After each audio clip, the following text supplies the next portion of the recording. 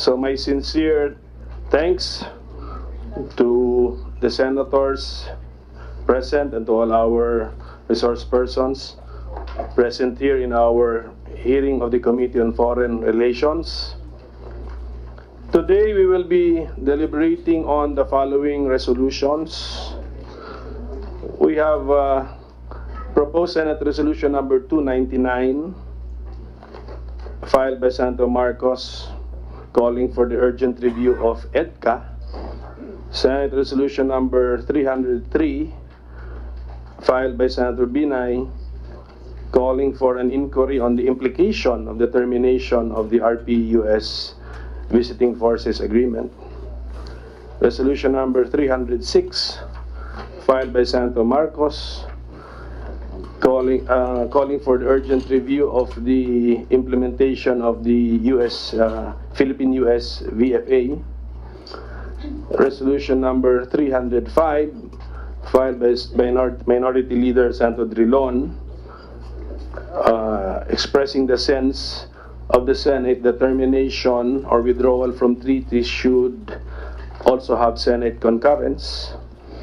And then just recently, which we included in our agenda, Resolution number 312 filed by the Senate President, the Minority Leader, and Senator Lacson, expressing the sense of the Senate for the President to reconsider his plan to withdraw from the U.S. VFA. So I hope our resource persons have gone over the 5 documents. So in short, we will discuss the current issues pertaining to the VFA between the Philippines and the United States, including the related agreements we have with the United States, which are the MDT and the EDCA. I'm sure in the course of the discussion, there will be no avoiding the mention of the 2 other agreements. This is not the first time that the President expressed his plan to abrogate the VFA, as far as I know. In 2016, he also had this pronouncement when the U.S. did not renew the grant from the Millennium Challenge Corporation. Okay. So, and this is not to forget that there have been many calls for the scrapping of the VFA since it was passed more than 20 years ago. The late Senator Miriam Santiago, my law professor, has been urging the Philippine government to renegotiate or abrogate the VFA. In the Senate and the House, various resolutions have been filed through the years calling for the renegotiation or termination of this agreement. So the objectives of this hearing, as far as the chair is concerned, are as follows. 1, to review the status of the implementation of the VFA and the EDCA. Number 2, determine the implication of the termination of the PH-U.S. VFA. Number 3, to determine whether concurrence by the Senate should be required before the termination of or withdrawal from treaties and international agreements can be valid and effective. And number 4, to determine whether we should urge the President to reconsider his plan to withdraw from the VFA with the U.S. So we should ask, after almost 21 years that the VFA has been in operation, did it or has it actually served the interest of the Philippines? What is the national interest of the Philippines being served by the PH-U.S. VFA? If we will recall, the main points of consideration then, when VFA was still under consideration, on whether or not to approve the VFA, were anchored on sovereignty, criminal jurisdiction and civil liability of the U.S. military personnel, entry of nuclear weapons and other armaments of mass destruction, environment, and the issue on whether the VFA is a prelude to a basis agreement or an access arrangement for prepositioned U.S. military supplies and equipment. Where the promises and assurances made by the Philippine and U.S. governments to allay the fears of our people kept. Did the VFA enhance our political, economic, and security partnership and cooperation with the United States? Did the VFA help promote the development of our country and improve the lives of our people? And in the light of the President's pronouncement regarding the abrogation of the VFA, what do we stand to lose when we do it? So to answer these questions, we have invited very important resource persons from the Department of Foreign Affairs, Department of National Defense, even the Department of Justice is here, National Security Council. We have the Presidential Commission on the Visiting Forces Agreement, the Academe, and even NEDA, and I think even a private organization here on an NGO have been invited. So let me thank the Minority Leader, Senator Drilon, for being here, and the Vice Chairman of the committee, Senator Francis Tolentino, for also being here and being early. So at this point, may I ask the committee secretary to name for the record the resource persons that we have here with us. Yes, ma'am, go ahead. Good morning, Honorable Senators, Mr. Chairperson. For today, we have from the Department of Foreign Affairs, led by Secretary Teodoro L. Locsin Jr. Good morning, sir. With him are Undersecretary Eduardo Malaya, Undersecretary Enrique Manalo, Assistant Secretary Hani Isleta, and Assistant Secretary Igor Bailen. From the Department of National Defense, we have Secretary Delphine N. Lorenzana. Good morning, sir. And with him is Undersecretary Cesar Villano. From the Department of Justice, the Secretary is represented here by Undersecretary Mark Perete. Good morning, sir. And from the NEDA, we have OIC Assistant Director Martha Flores. From the National Security Council, we have with us today Secretary Hermogenes C. Esperon Jr. Good morning, sir. And with him are Assistant Director General Carmina Acuña, Director Manuel Jose Maria P. Tuazon. From the Armed Forces of the Philippines, we have Lieutenant General Gilbert Gapay. We have Rear Admiral Giovanni Carlo Bacordo of the Philippine Navy. And we have Major General Allen Paredes of the Philippine Air Force. From the Presidential Commission on the Visiting Forces, we have here the Undersecretary of the PCVF, Pedro Cesar C. Rambuanga Jr. Good morning, sir. And with him are Ms. Maureen P. Gatdula and Ms. Lance Justine R. Calub. I'm sorry. And the Chief of Staff of the AFP, sir, from General Filimon Santos is also here. Thank you very much, Your Honor. The people from the Academe are, I think, on their way. Thank you. Thank you, Madam Secretary, and thank you to all our resource persons. As the author of two of the bills and measures under consideration, so the Minority Leader would like to give his opening statement. So Senator Drilon is recognized. Thank you, Mr. President.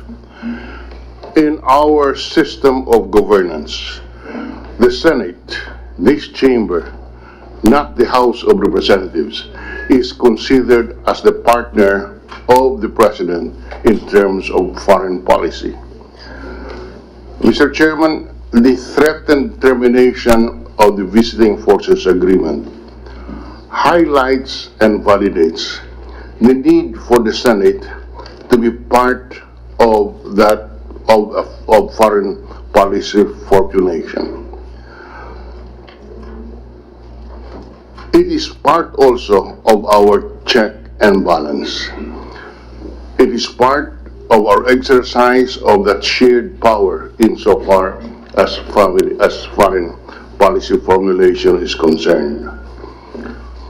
And the failure on our part to assert such role is an abdication of our ability and our authority to indulge in or to participate in foreign policy formulation.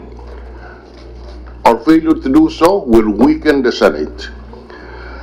Mr. President, it is our submission that the power of the Philippines by treaty or international agreement is vested jointly by the Constitution in the President and the Senate. And once ratified and concurred in, it becomes part of the law of the land. I repeat that, Mr. President. When we ratify a treaty, the treaty becomes part of the law of the land.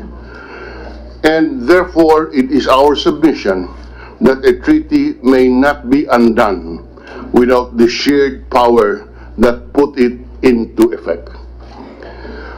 14 senators, Mr. President, or Mr. Chairman, co-signed and filed in the 17th Congress PS Resolution 289, which resolution sought to express the sense of the Senate that the termination of or withdrawal from the treaties and international agreements concurred in by the Senate shall be valid and effective only upon the concurrence by the Senate. We repeat that, Mr. President. 14 senators signed this resolution in the 17th Congress, and 9 of the 14 are incumbent members of the 18th Congress, namely the Senate President Pro Tempore Ralph Recto, Majority Leader Zubiri, Senator De Lima, Francis Pangilinan, Risa Hontiveros, Panfilo Lacson, Sani Angara, and Joel Villanueva, plus this representation. Moreover, Mr. President,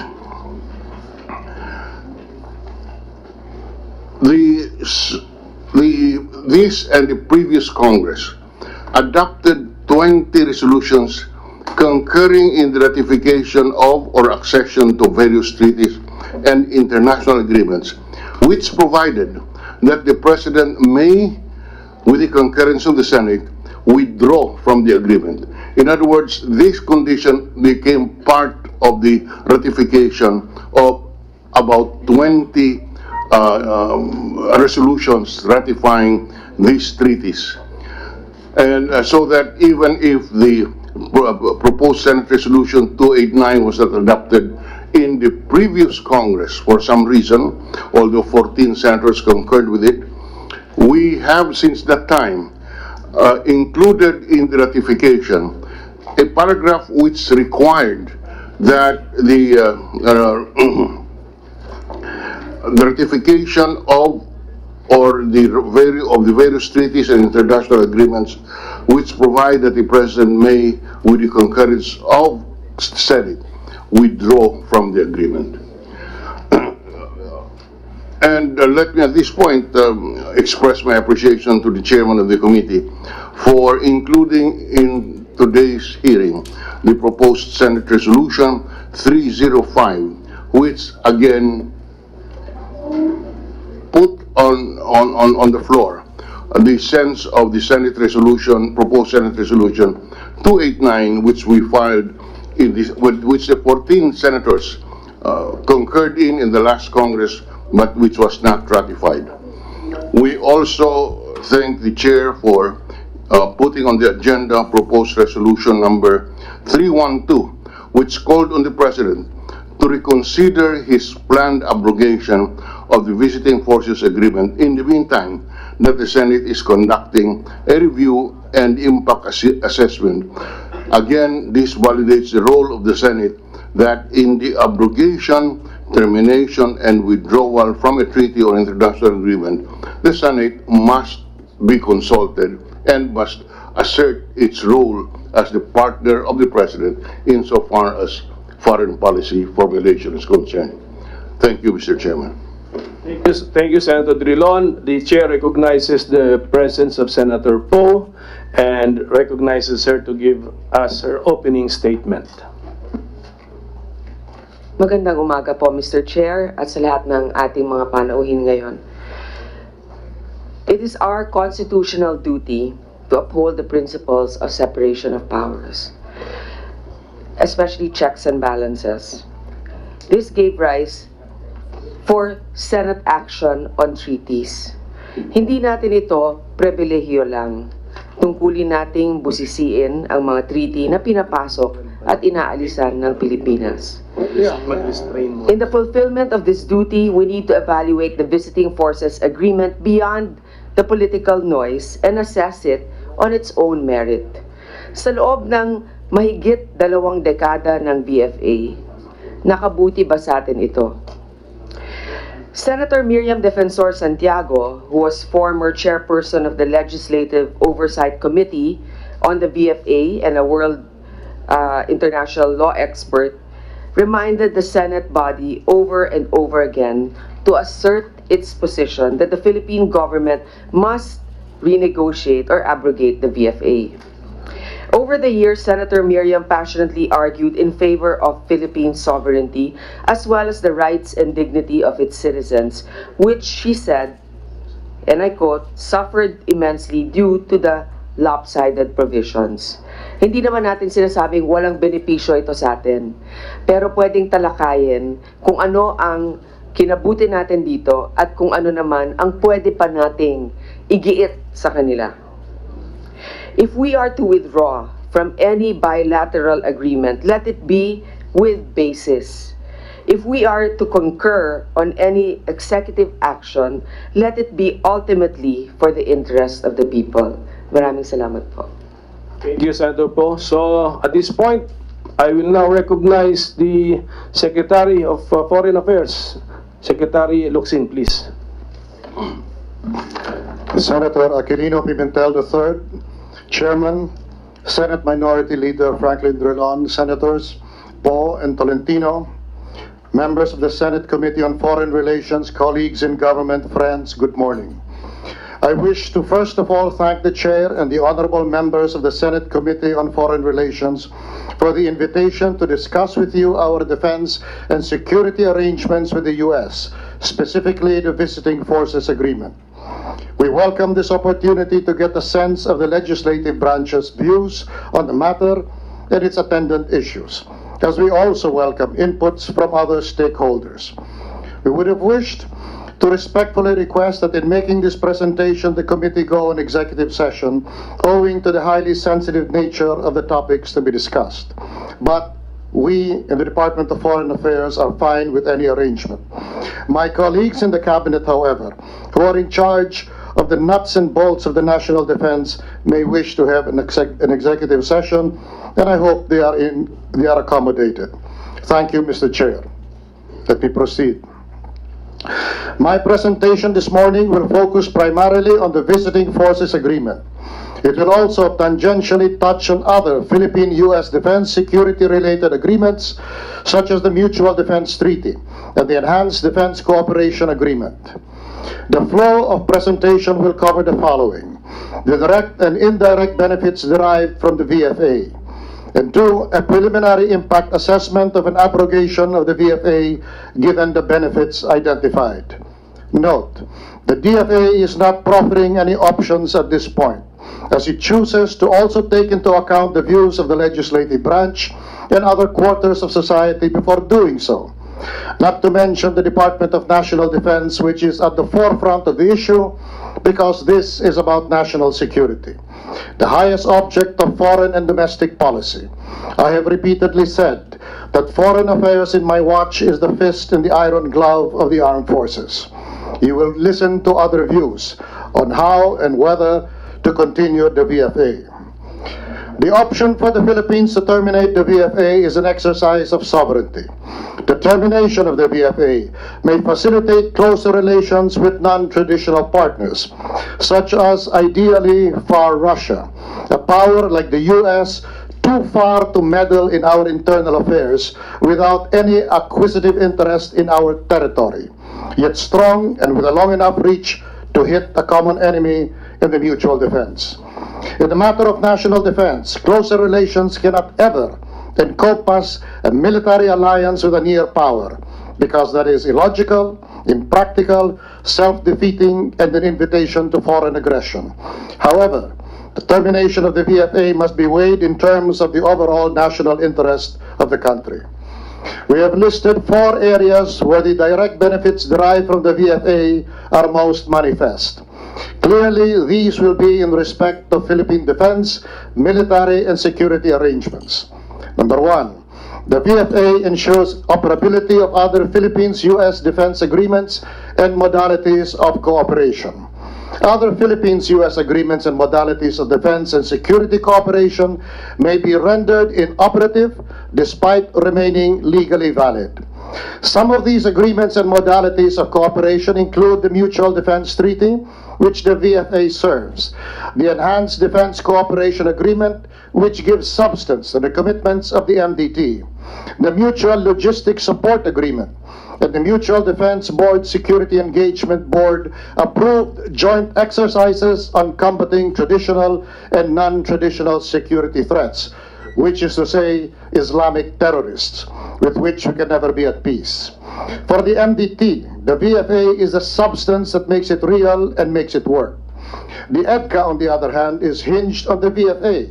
There would essentially be no practical use for an EDCA in the absence of the VFA, which is the legal framework for the presence of U.S. military personnel in military exercises and actual military responses under the MDT. Without them, the MDT is just a piece of paper. There is contrary views to this.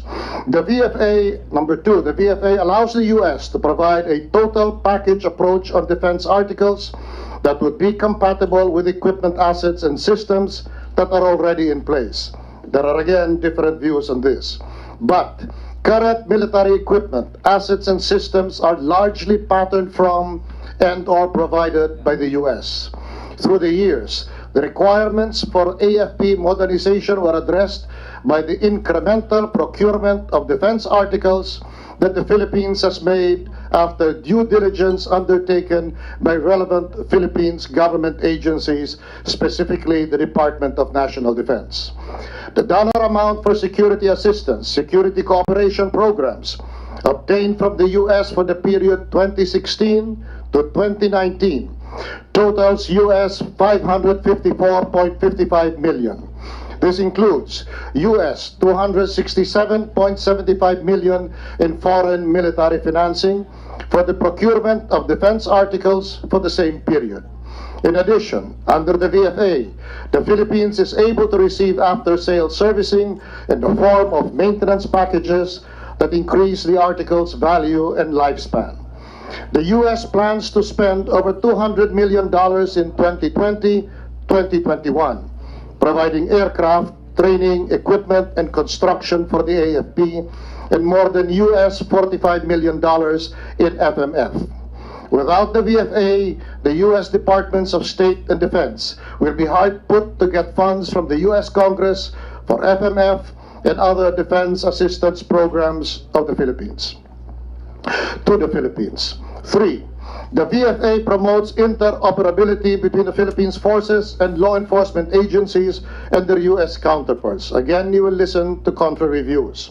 But for now, the Mutual Defense Board Security Engagement Board have approved joint activities between the militaries and law enforcement agencies of both countries through the years. The termination of the VFA may impact the upcoming fiscal year 2020 activities, which the Philippines military and law enforcement agencies need to enhance their capabilities in countering threats to national security. There are some 319 activities lined up for this year. The absence of a VFA would result in a severe curtailment of defense engagements with the Philippines and the cancellation of cooperative defense activities in the Philippines, as it provides the legal framework for the presence of U.S. forces in the Philippines. The U.S. will not operate without a VFA. 4. the VFA allows for continued support for addressing non-traditional security threats. Through the VFA, U.S. forces have been instrumental in assisting the Philippines to combat non-traditional security threats such as trafficking in persons, cyber attacks, terrorism, and illegal narcotics through trainings, joint exercises, and exchange visits. The U.S. has also provided support for humanitarian assistance and disaster response, as well as search and rescue operations. Disaster response is more than humanitarian in purpose. The new military doctrine assumes that developments in modern warfare partake in destructiveness of the nature of natural calamities like typhoons and earthquakes. So disaster response to natural or military-inflicted calamities must be in the same scale. U.S. assistance on counterterrorism, especially on intelligence and capability building, have proven to be vital. This support was crucial in enabling the Philippine security forces to prevail in the Battle of Marawi in 2017.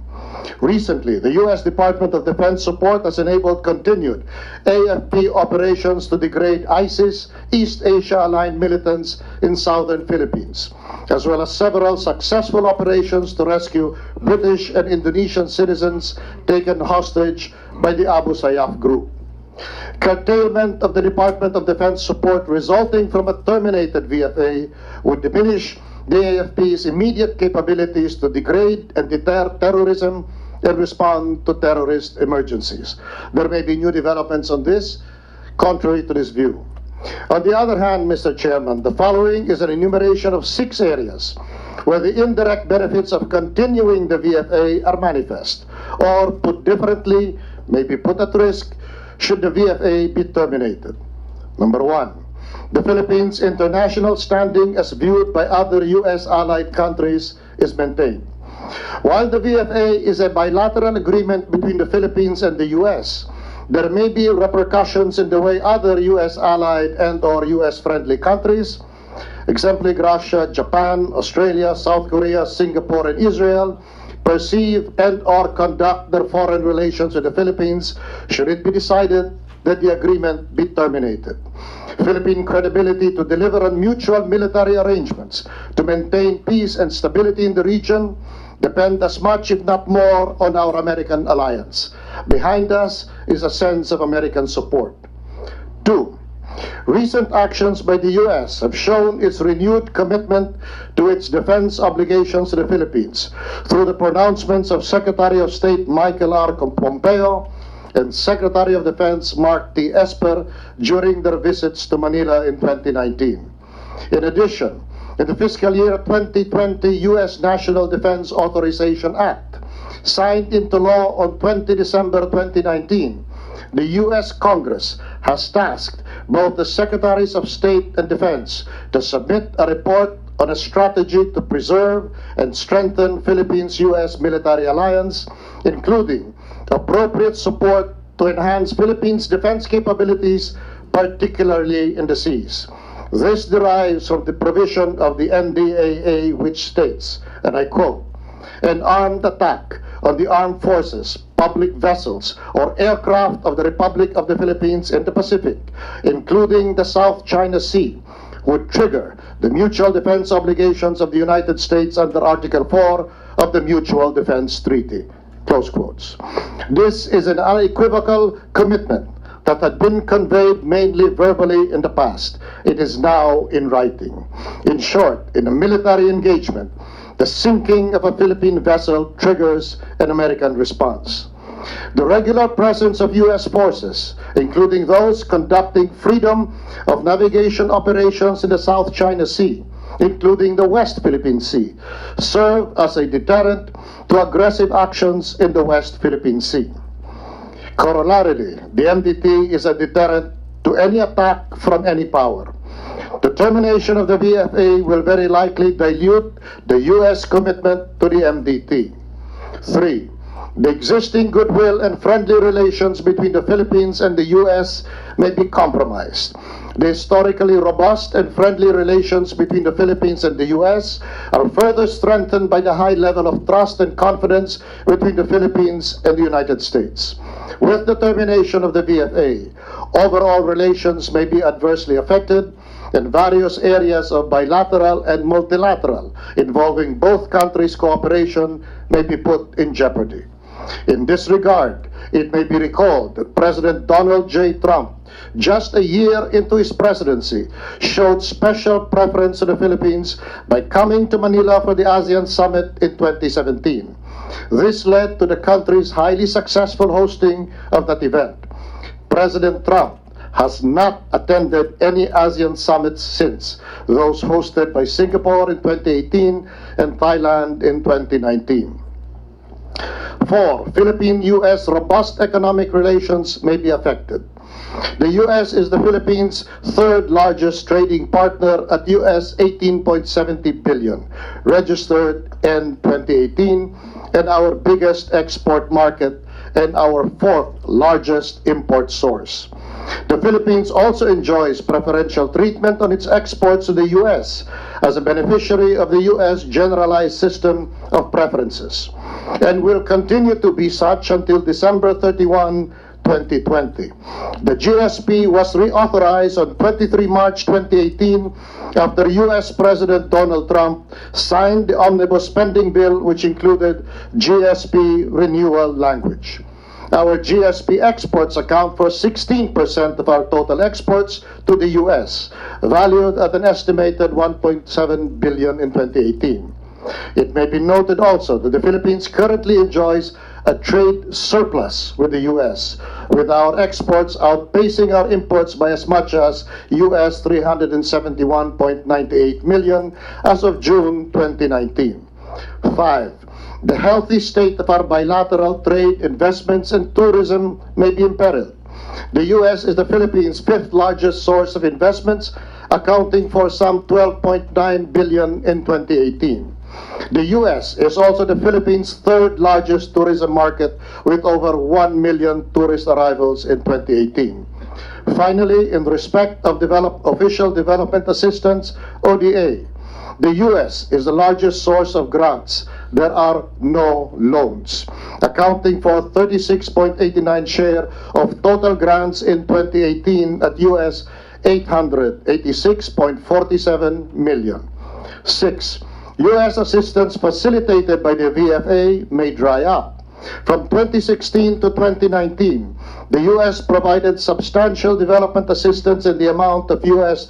$336.306 million, or a total of $16.8 billion. This amount funded programs for scholarships and seminars, and projects on education, health, environment, agriculture, fisheries, trade, labor, and governance. This brings total U.S. assistance to the Philippines for the same period to U.S. $904.93 million. Let me conclude with some basic and incontrovertible facts and principles valid at all times and in all places in the conduct of foreign affairs. Number 1, a mutual defense treaty is a promise and a threat. It is a mutual promise by two countries to defend one another from attack as if that attack were made on the other. 2, as a promise, the MDT is only as good as its performance or delivery when it is triggered. The poet Robert Frost said, "The afternoon knows what the morning never suspected."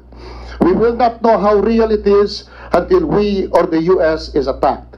Then we must, as we should, declare and make war on its attacker, whatever the cost to us. Failure forfeits our claim to be a real sovereign state, whose word is its bond. This is called prestige in international relations.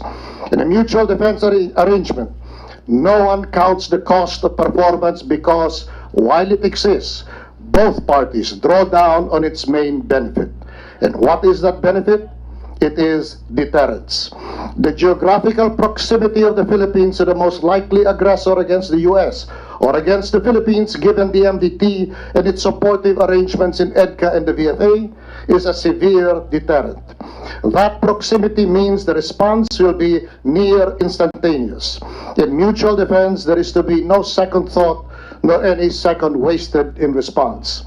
In warfare, time is power and money. Hence, while the Mutual Defense Treaty abides, the Enhanced Defense Cooperation Agreement was adopted to shorten the response time by pre-positioning military assets closer to the possible threat of war, so as to reduce the cost of keeping the mutual defense vibrant and effective. No, prepositioning is not a violation of sovereignty, but an upholding of sovereignty. Without prepositioning, our sovereignty is at risk. Under EDCA, we have given the U.S. 5 access locations in the Philippines. The U.S. has developed 1. No one can say the U.S. is hungry to stretch the extent and duration of its passing and never permanent, but always necessary presence in the Philippines. Concomitant with the EDCA is the Visiting Forces Agreement, which provides a template governing the behavior of U.S. military personnel while they are in the Philippines on a visit for, say, joint military exercises. We have a similar agreement with Australia. We might have one with Japan. It has been proposed to abrogate the VFA with the U.S. It has also been said that the Mutual Defense Treaty and presumably the EDCA are to remain in place. That is not entirely up to us. The U.S. may see no need to continue with EDCA without the VFA because its military capability depends on human operators whose behavior need to be regulated, such as how they are to be dealt with when and if they commit crimes. The Mutual Defense Treaty without the VFA and EDCA may be compared to a deflated balloon. For all practical purposes, it becomes an extra-large rubber for an Asian, far more elastic than he can ever need for its purpose, and more suitable as a shower cap than a prophylactic against foreign aggression. Can any other power or powers replace the U.S.? It is rationally inconceivable to have a mutual defense treaty with any military power, except one that is too far to meddle in one's internal affairs, but with a strong and long enough reach to hit the mutual enemy. Thus, logically, we can only have a military alliance with Russia in the far north and the United States in the far east across the Pacific. But Russia does not want to take on the U.S., nor does China, as Foreign Minister Wang Yi told our president. While the Philippines has the prerogative to terminate the VFA anytime, the continuance of the agreement is deemed to be more beneficial to the Philippines compared to any benefits were it to be terminated. Terminating the VFA will negatively impact the Philippines' defense and security arrangements, as well as the overall bilateral relations of the Philippines with the U.S., and perhaps even on the sub-regional and multilateral level. Our contribution to regional defense is anchored on our military alliance with the world's last superpower. There are, of course, irritants which need to be addressed, but the DFA has taken steps to clarify with the U.S. certain items pertaining to the VFA to avoid any issues in the implementation of the agreement. However, it must be said that the VFA is the logical target when the country's sovereign justice system, modeled after the American system no less, is disrespected. When U.S. senators demean the Philippine justice system, which is the mirror image of the United States, by demanding the release of an accused properly charged by 2 rulings of our Supreme Court, it insulted the most basic aspect of sovereignty, the monopoly on justice within its territory. On top of which, the U.S. senators insulted their own justice system, after which ours is faithfully modeled. Therefore, there is value in revisiting the VFA to address issues of sovereignty such as jurisdiction and custody. An early resumption of bilateral clarificatory talks should serve as a basis as well as a jump-off point for a review of the VFA. At this point, we would like to open ourselves to questions from the floor. Thank you so much. Thank you, Mr. Secretary. The Chair notes and welcomes the presence of Senators Marcos and Gordon. So maybe we can proceed to hear the other resource persons here. Okay, but the Vice Chair has questions for the Secretary. Please, Senator Yes, Tolentino. thank you, Mr. Chair. Just two quick answers from the good secretary. From your concluding remarks, it would appear that you are for a review, not a termination. Is that your personal view or the department's position right now, Mr. Secretary? As I said at the beginning, the DFA at this point proffers no preference for any of these options. But at this point, I think that a vigorous review of the visiting forces agreement is called for. And just a reality check, Mr. Secretary. Under Section 9 of the VFA, there is a need to utilize that 180 days notice before a party desires to terminate the agreement. Have we done this, or has any action been No, initiated by the DFA? Your Honor, we have not yet sent notice of termination, but we are prepared to do so.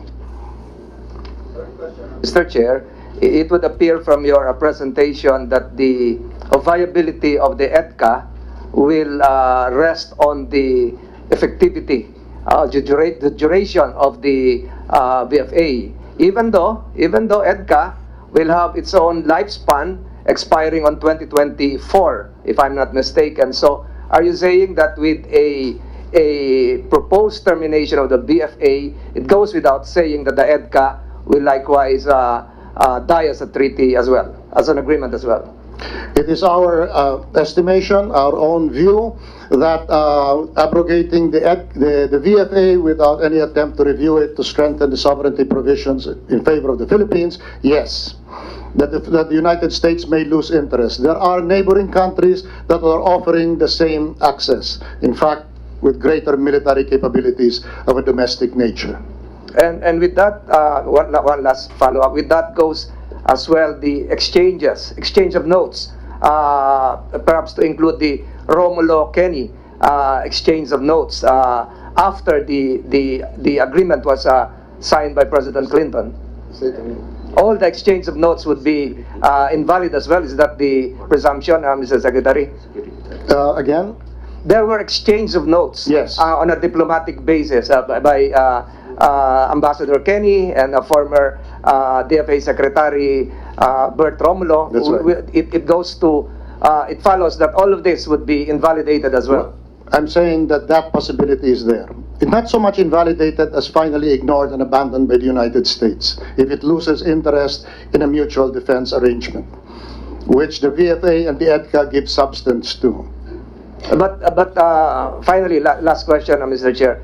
It does not preclude the good secretary, the DFA secretary, from having his own exchange of notes with the current U.S. ambassador to put some flesh and meat and substance into the MDT agreement.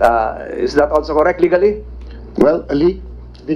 Yes, legally, and I thank you so much for that suggestion. It had not even occurred to us. So we can probably if it comes to that, I certainly will make every effort to try to save the Mutual Defense Treaty, because without it, I believe our sovereignty, far from being compromised, is in severe danger from foreign aggression. So you're probably now contemplating a Kim Locsin exchange of letter. Thanks to you, sir. Thank you, Mr. Chair. Mr. Chair. Excuse me, since we have started questioning the Secretary, I can no longer prevent the additional question. So, the Minority Leader wants to ask a question of the Secretary. Please. Thank you, Mr. Chair. On January 23, the President said he is giving the United States 30 days to correct what was done on the visa of our colleague, Senator Bato. Now, he says 30 days, and that 30 days would expire in my count on February 22. And if we follow the sequence, the termination must be sent by February 22. Is that correct, sir? Yes, he said that. Yes. Now, and we have 180 days as pointed out by my colleague, within which to give notice or to make the termination effective. Is that correct, sir? Yes. Now, have we sent the notice of termination? No, I have prepared the notice of termination, but it has not been sent upon the orders of the President. Okay, so the notice of termination has been prepared, but you are awaiting No. Not yet. They are awaiting the instructions of the President. And It was yes. prepared. Yes, Since- I prepared it. Yes, because it's a I prepared written- it in Washington, D.C., and I've specifically said that I will send it upon the direct personal order of the President and no one else. Thank you very much, Mr. Secretary. Now, as a legal proposition, can the EDCA exist without the VFA? Yes. Well, Mr. Secretary, maybe you want to review jurisprudence on that, because there are Supreme Court decisions which basically say that the EDCA can only exist with the VFA because the EDCA is merely in implementation of the VFA, and that is the rationalization for the EDCA not being ratified by the Senate but still continues to be valid. The way I see it, I'm afraid I can only answer from how I see it, is that the EDCA is there. It allows enhanced defense cooperation, but enhanced defense cooperation from the time when I believe both of us were engaged in this, I as a publisher and as an advisor of Corazon Aquino after the termination of the U.S. bases.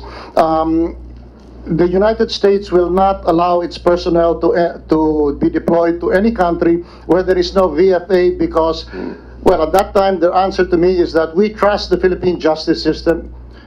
It's like ours. But you cannot say the same about other countries, and that they could be picked up by these fundamentalist countries and harmed. And that's why they will not operate without a VFA. Now, a defense capability an offensive capability of the United States continues to depend on human factors. To say it is done automatically is to dwell in science fiction. It will always have U.S. physical personnel. Thank you, Mr. Secretary. In other words, what we're saying is, while the continued existence of the EDCA is legally debatable if we terminate the VFA, certainly it becomes difficult to implement what is provided in the EDCA unless we have a VFA, and that the other party, the Americans, will simply not comply or not implement the EDCA without the VFA being present. What I'm saying is that yes, it's true when they say that when you abrogate the VFA, the MDT can remain and so will EDCA, but both will be nothing but pieces of paper. So for all practical purposes, it is terminated effectively. Well, the paper's there. Yeah. I think it was a German foreign chancellor who said on the eve of World War II, when he was confronted with a treaty of mutual defense between France and Belgium, he said, "What's a treaty? It's a piece of paper." Yes. Oh, no, I'm sorry. It's a scrap of paper. Yes. And especially if there are no implementing documents like the VFA. Yes. Now, I would like to repeat the question of Senator Tolentino for emphasis. You have cited, Mr. Secretary, 6 reasons and 6 areas which enumerates the benefits between the relation of our relationship with the United States under the VFA. Yes.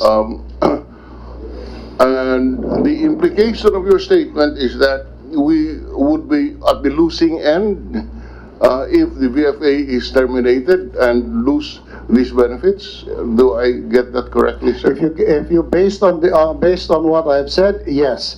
Now there are, I must tell you, but it must be an executive session, Although we got this data about the benefits from previous defense departments, there are different views already about the substance of these commitments. And we will hear that, but only in executive session. Yes, but in the meantime, we're just asking, basing our questions on what the good secretary has said in his opening statement. That's right, because I give respect to what my predecessors have done, including the senators, including the Senate. You said that the VFA was a good thing, and you had good reasons for it. Also the EDCA, to maintain the MDT. I must pay respect to that as Foreign Affairs Secretary. Now, if there are supervening facts, we can only hear that in executive session. I would yield at this point Senator Poe, I think Senator Poe wants to ask a question. Yeah, it's not a question, Mr. Chair. With the It's- permission of Senator Poe? Okay na, Senator? Okay, Senator Yes, Marcos, just a please. quick manifestation to the chairman and the request that we take up the Secretary of Foreign Affairs on his offer to brief us in executive session, subject of course to the schedule of the Senate as well as its members. Yes, Mr. President, if I may, Mr. Secretary, let's first listen to what they're going to say, and at a certain point, when there are questions which the resource persons feel should be answered only in the executive session, we can consider that, but I don't think it is correct that we just call for the executive session immediately. As we said, all the questions we're raising is based on the statement of the Secretary.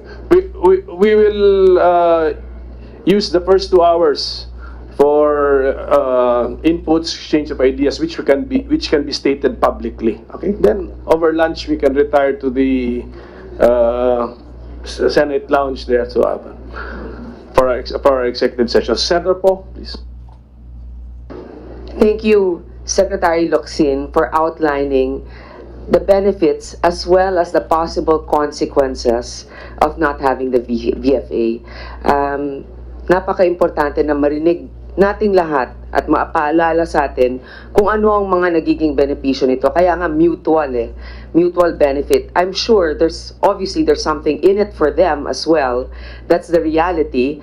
It can't be a one-sided agreement. Ang usapin kasi ngayon ay tungkol sa soberanya, di ba? Yan naman yung ating gustong matamasa. Pero hindi naman natin ito matatamasa kung hindi natin kaya ipagtanggol. At magpakatotoo na tayo, sa ating sitwasyon ngayon, kailangan natin ang mga iba't ibang mga probisyon kung tutuhanin nila itong igagalang para mapagtanggol natin ang ating sarili. Gaya nga ng sinabi mo, ang banta nariyan palagi. Pero pag nangyari na ito, kinakailangan ay meron tayong kakayanan na umaksyon. Malinaw sa sinabi ninyo na pag merong kunyaring nag-atake sa Pilipinas, katulad niyan, merong barko na sabi mo, if they sink one of our ships, that the U.S. will actually respond? Is that, I would like to clarify that. Yes, especially with the note. Before it was just verbal, but now it's in writing that an attack on our public vessels will be a trigger for the Mutual Defense Treaty. See, that is very crucial at this time with the threats that we are experiencing along the West Philippine Sea. And one thing that you also pointed out, which I think is very good, is the economic impact. The possible economic impact. Naturally, they won't take this sitting down if ever. There might be other consequences that might happen, and also the cybersecurity aspect that they help us with. And then I'd also like to ask Secretary Lorenzana, Secretary Lorenzana, sa inyong naging karanasan, marami bang naitulong ang mga tropa ng Amerikano dito pagdating sa panahon ng kalamidad?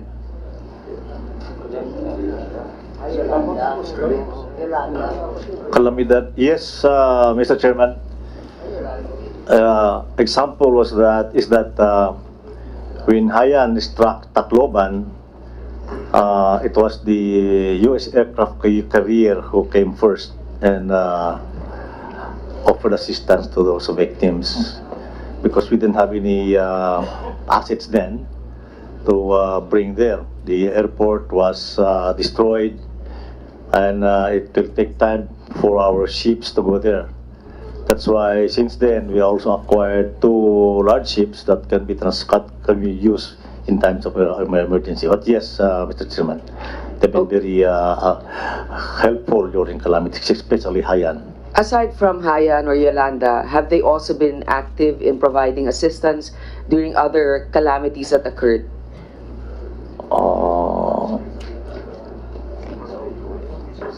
Sino ba? In Sogon landslide in Leyte, Mr. Chair, they also assisted us there. I think they're always there during calamities. The U.S. forces are always there, especially the troops that are deployed in Okinawa. They are ready to help us anytime we suffer some calamities. Nakita ko rin yan sa Ondoy eh. Actually, nandun rin sila para tumulong sa mga iba't ibang parte na naapektuhan. Sa inyong pananaw bilang sa DND, tayo ba ay mapipilayan kung pinigil nila ang assistance? Kasi nga nabanggit ni Secretary Locsin na parang meron $200 million na nakalaan ng 2020 and 2021.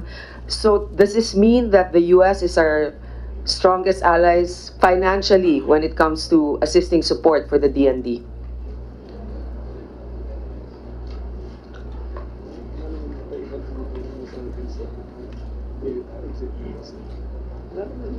Mr. Chairman, the U.S. has given us a total of 1.3 billion dollars since 1998, with varying amounts every year, starting 1998 with 1.5 million, then increasing. The biggest grant that they gave the AFP was in 2017 at $219 million. So, malaking tulong sa atin. Yes, Mr. Chairman, malaki ang tulong. So, kung malaking tulong sa atin, ano naman ang benepisyo sa palagay ninyo sa kanila na meron silang kasunduan sa atin? Can I ask the Chief of Staff to explain? Yes, because please, they are Chief the of ones Staff. involved with the exercises. Sige, sir. Go ahead. Mr. Chair. Actually, sir, Mr. Chair, they have also benefited from our trainings because we consider our soldiers to be expert in, especially in terrorism, what we had experienced in Marawi. Aside from our expertise we have shared to them during joint exercises, of course, they have maintained their presence in the region. Because terrorism affects everybody globally, correct? And whether we like it or not, unfortunately, there are some that are within our territory that will be easier for them to identify. Am I correct? Aside from of course, their technical assistance, we have ISR and some technological advancement on military equipment. Mr. Secretary, Secretary Locsin, in the VFA agreement, is there a provision there that says at any time, any of the parties can resort to a renegotiation of the agreement? That's implied in the agreement, and we've actually had a committee of which the executive director is here, where we will, I believe, in March, start talking to them towards with a view to renegotiations. Okay, because there are a few items that I feel we can look into and renegotiate. For example, the unfair provision on criminal jurisdiction and custody. Airing U.S. personnel is given to U.S. authorities, whereas airing PH personnel who committed offense in the U.S. shall be taken into custody by the authorities in the U.S. Am I correct? Yes. So pagdating sa mga nangyayari mga kriminal na ginawa ng mga empleyado ng Amerikano, sila ang pwedeng may hawak dun sa mga may nagawang kriminal na aktibidad. Pero kung tayo ang may ginawa sa lugar nila, sila pa rin ang may hawak, hindi pwedeng tayo. Ganun po ba? Yes, Your Honor. Yung isa pa, military and civilian personnel are exempt from passport and visa regulations upon entering and departing the Philippines. Sila exempt.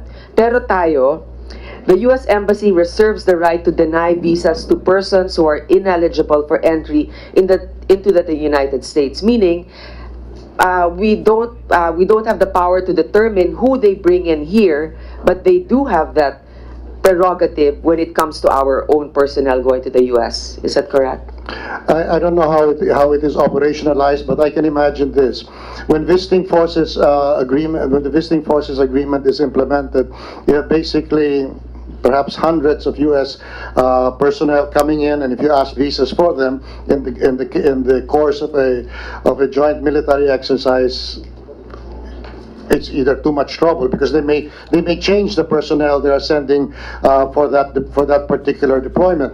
When it comes to Filipinos, for example, going to the United States, Filipino military personnel, not part of a military exercise, and we send them there, I guess they say, well, you're not that many, so maybe you should. But I can understand that when the review comes up, I will insist on that and see where it goes. I also think that the Americans themselves have seen that when we arrest erring American personnel on accusations of a crime, that when they are for a period of time detained by our authorities, no harm comes to them, unlike in other countries. So by now they should be able to assess that the Philippines, with an identical justice system as the United States, possibly the only civilized system in the world, surely they can trust us by now that we will not abuse.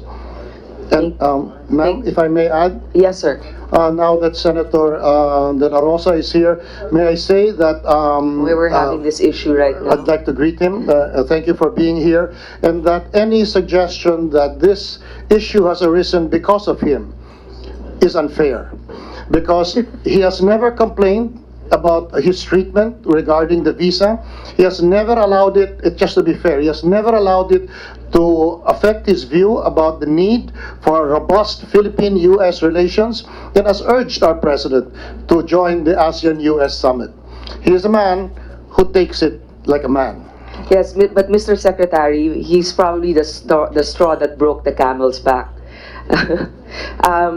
But then, again, yung sinasabi ko, ang ating pagkukonsidera nito ay para sa renegosasyon. Kung anong makakabuti para sa atin. Dahil sila din naman, they will insist on what will be beneficial for them. It's important for us to also insist on what will be good for us.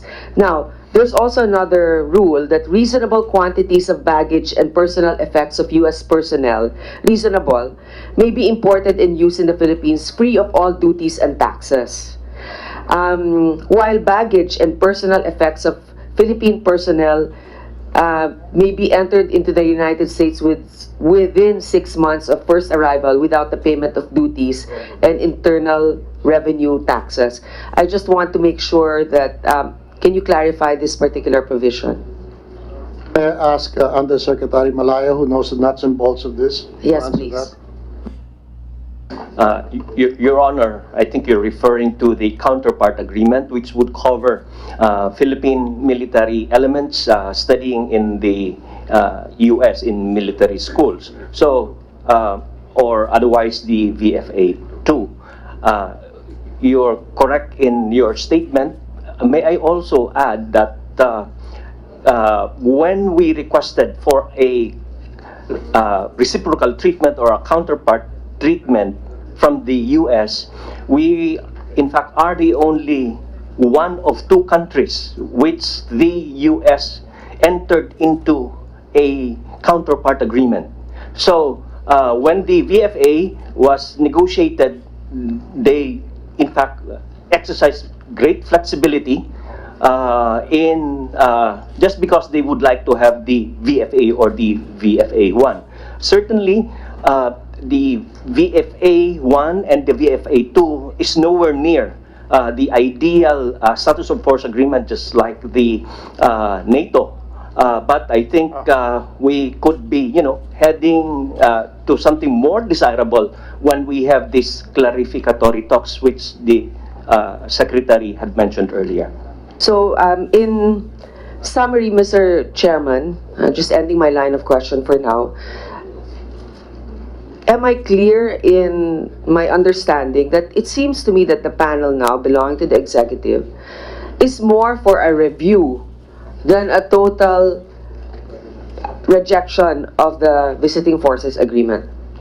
At this point, ma'am, we have to wait for what national defense and national security have to say. Our presentation is based on the assumption, which I truly believe in, that previous attempts to define this relationship, to substantiate it, were done in good faith and with the best available intelligence. It is out of respect for the Senate that I have done that. I will not dismiss the reasons that were given in the past for entering into EDCA and VFA out of hand simply because I did not belong to that administration. It was done with wisdom. And now we must listen to other evidence that might contravene that. But for the time being, it must be given respect. Actually, thank you, Mr. Secretary, for your presence here that shed a lot of clarity on some of the questions that we had. But out of your presentation earlier, I'd say 75 to 80% outlined the benefits of having this agreement. But towards the end, there was the question of sovereignty. Again, that they may have overstepped into our sovereignty, but there are many aspects in defending sovereignty. One is making a statement against the actions of another country towards us. But another thing is actually to physically defend also your country. And I think that in this other aspect, we cannot be complacent with our own military strength. We need to be able to strengthen our own AFP, our own defense, line of defense. But since at this point we are lacking, sometimes we need assistance from others. So this is where the VFA comes from. So I hope that maybe in the executive session, the military can go into detail as to their concerns with regards to the VFA agreement. Thank you, Mr. Secretary. If I may? Yes, sir. Let me just say that no administration before this one has endeavored to build up a completely domestic and strong military defense. We have engaged with Japan, with France, with Australia to increase our naval presence, a Coast Guard presence. The deterrent value of that is that the more vessels we have out there, the more likely someone will commit a mistake and sink one of them. And the more strongly the message is sent. Hit one of us, and the entire might and power of the United States will fall upon you. And this is something no previous administration has done. They could commit aggressive acts against us because they just took reefs. But this time, because this administration has bothered to invest in the national defense, every step forward against us is a step closer to war with the United States. So, sir, are you saying that it is in this administration that you got this agreement signed by the United States committing to defending us in case there was an actual attack? Yes. It is only in this administration. That's right. Okay. Before that, there were vague discussions about attacks on the metropolitan territory, which a phrase nobody actually understood. It was just all verbal, mostly. Yes. Thank you, sir. Thank you, Senator Poe. The Chair recognizes the presence of Senator Bato de la Rosa, as well as of Dr. Clarita Carlos, a Professor of Political Science in the U.S. There is actually a body tasked to review the VFA. Hindi po ba? This is the, correct me if I'm wrong, the Presidential Commission on the Visiting Forces. So if there's already a body tasked to review the VFA, can we hear the report from that body if it has actually been reviewing the VFA, and what is the progress or status of such a study and review? Under the new executive order, making the DFA the chair and the Secretary of National Defense the vice chair, we had an organizational meeting 2 weeks ago, right, or a week ago. So we've just started, and now when we met, we decided that we would start clarificatory talks I would like to leave it to the executive director, who will be retained as the executive director.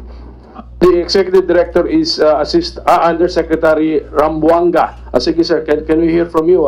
Kung wala pang actual review, what's the timetable? Or is there a plan? Good morning, Your Honor. The Presidential Commission on Visiting Forces was purposely organized with the urging of the Senate when they concurred with the BFA ratification. And the instruction of the Senate is that for the executive to come up with a commission to look whether the activities of the visiting forces are for the national interest. So it involves respect of our rules, regulation, customs and traditions, department laws also. And in doing our job, we consulted with at least 36 agencies of the government, asking them what are the laws and regulations that should be imposed on the visiting forces. And with the assistance of our consultants, we came up with our omnibus implementing rules and regulation for the visiting forces agreement.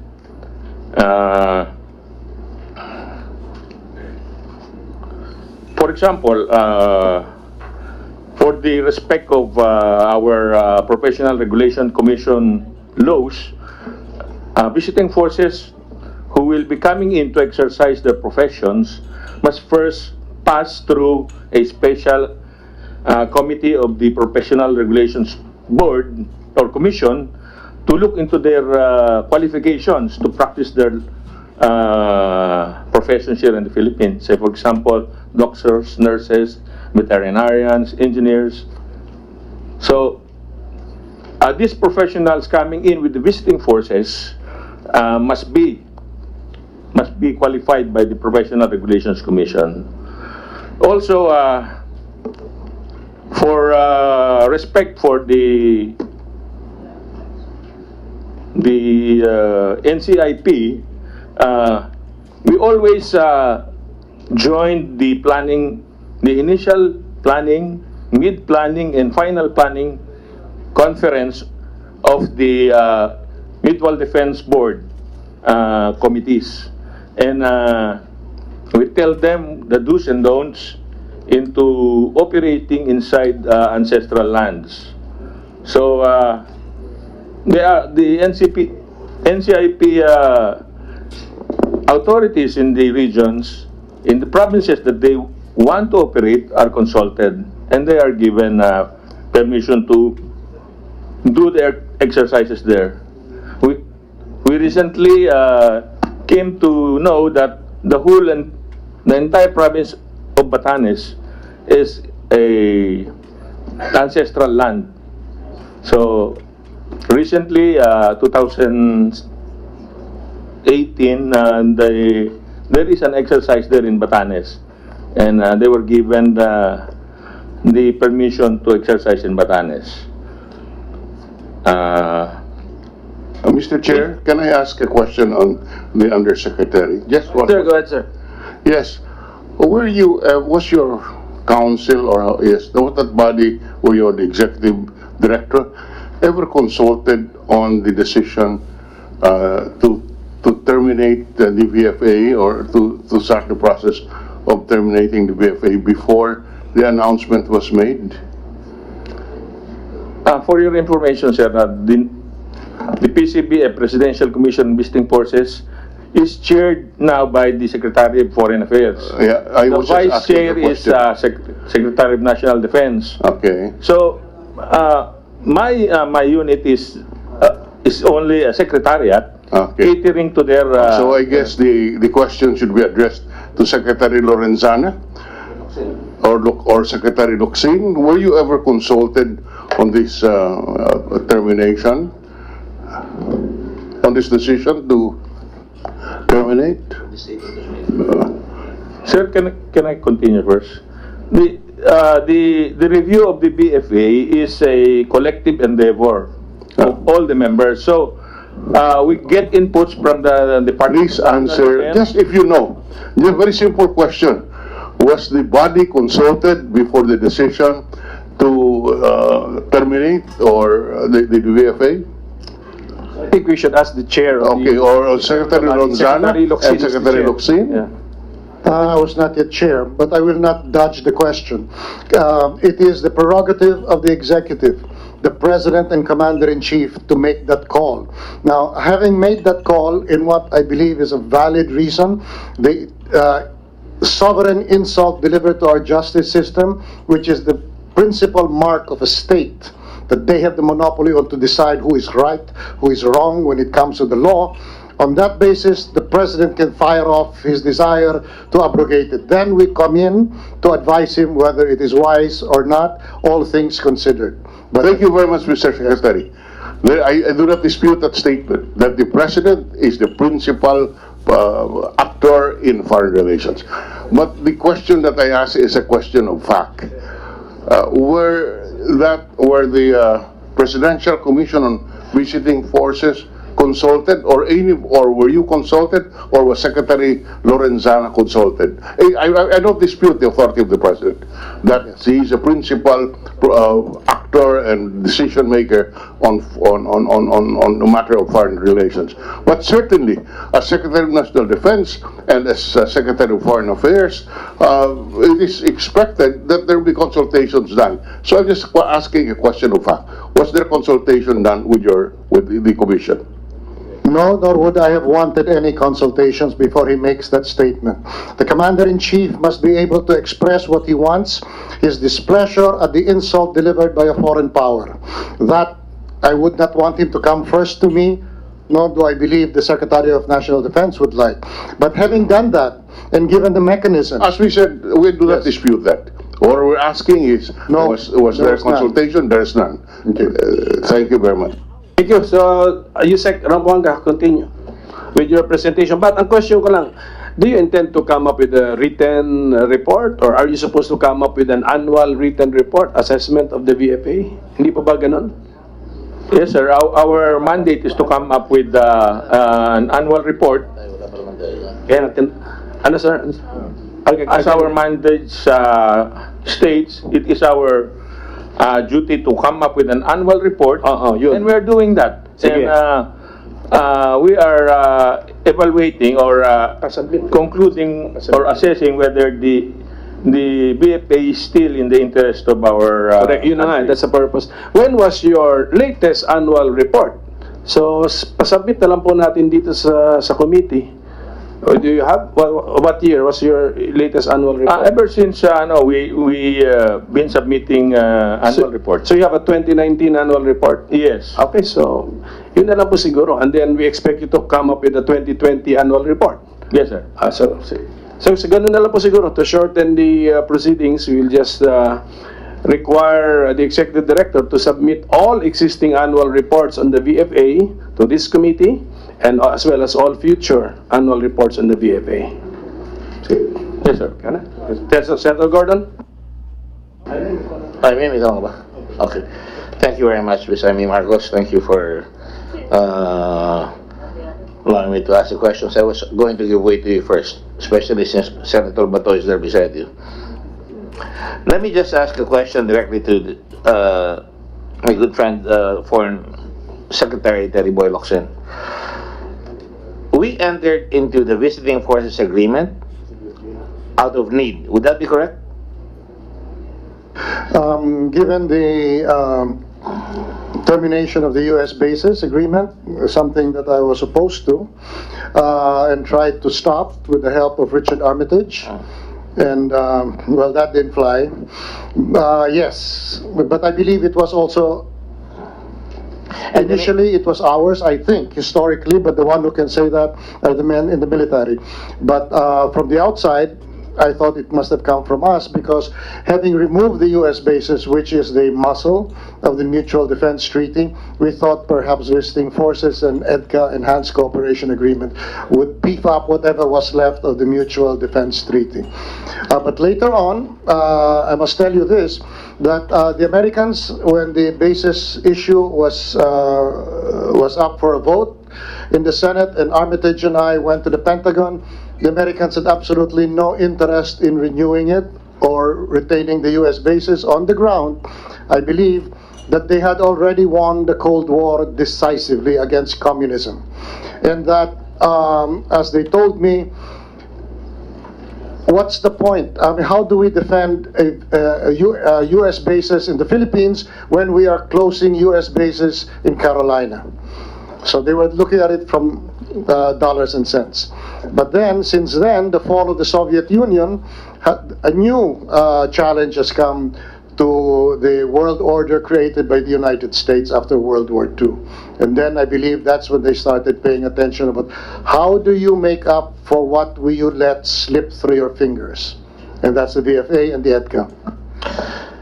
So indeed, we have a VFA because the reality is, prescinding from all the threats outside the country, is that we don't have a military that can defend us, an adequate military that can defend. They can defend us, but how long, for example, does the military have when you fight a war like the one fought by President Estrada? I think we ran out of bullets there, if I'm not mistaken. I would like to refer that question to the Secretary of National Defense. Sometimes there are many stories floating out I've only there. raised the question just to put it in perspective. Gusto ba itindihan ng tao ito eh. Hindi naman tayo nakikipag-agreement because gusto natin. Kailangan natin.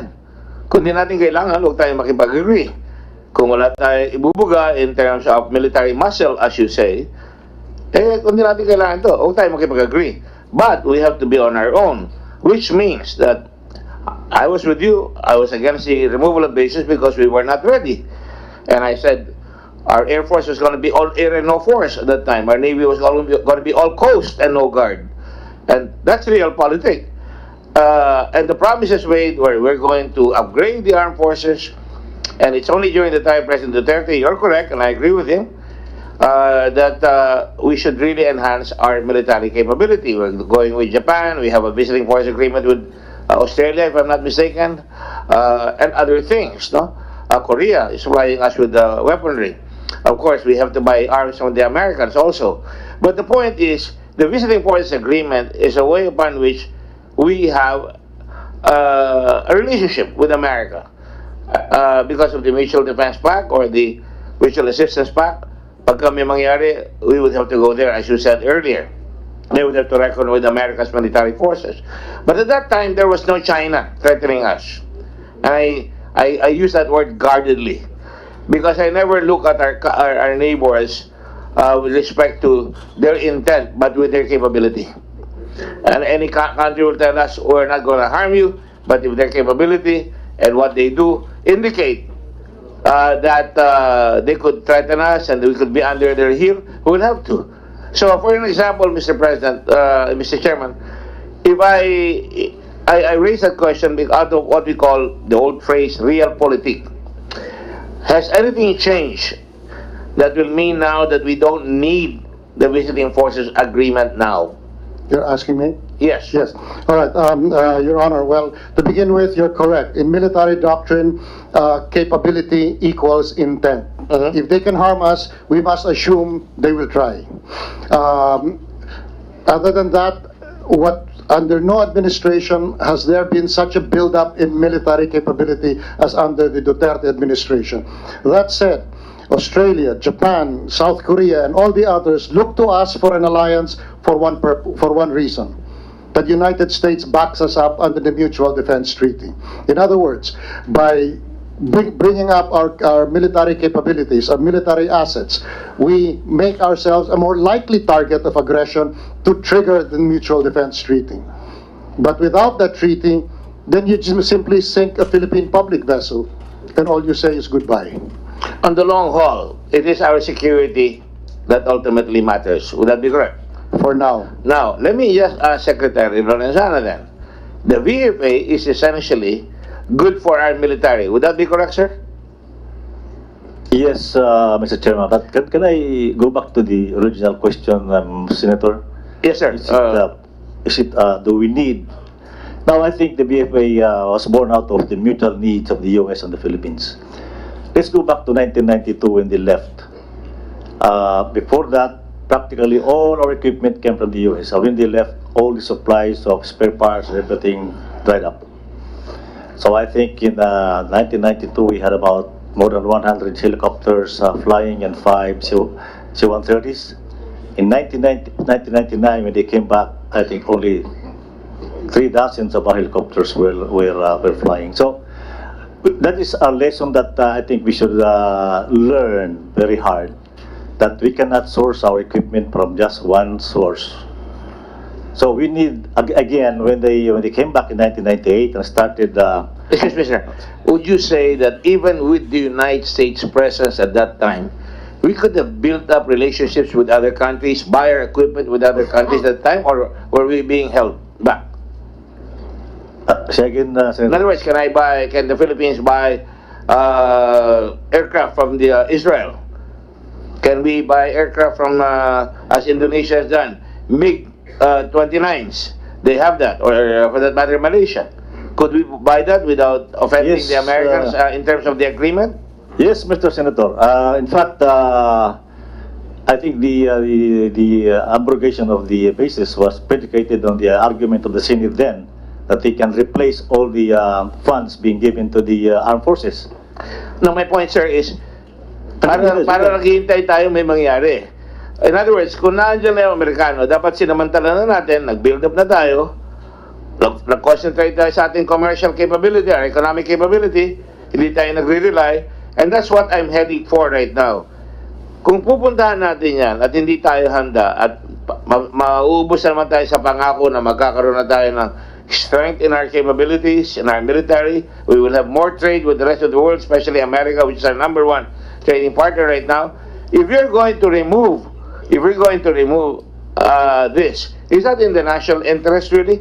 Especially before, nandiyan ang Amerika, hindi makapasok yung kapitbahay nating malaki sa Scarborough Shoals.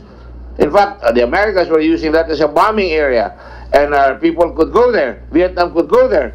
But magmula noon, hindi na tayo makapasok. And if you ask them, umalis na kayo dyan. Dati naman, nandiyan, naging isda kami, kaibigan namin kayo. Eh, sasabihin nila ngayon, make me. Kaya nyo bang paalisin kami ang aming mga Coast Guard dito, ang aming mga military vessels dito? And what do?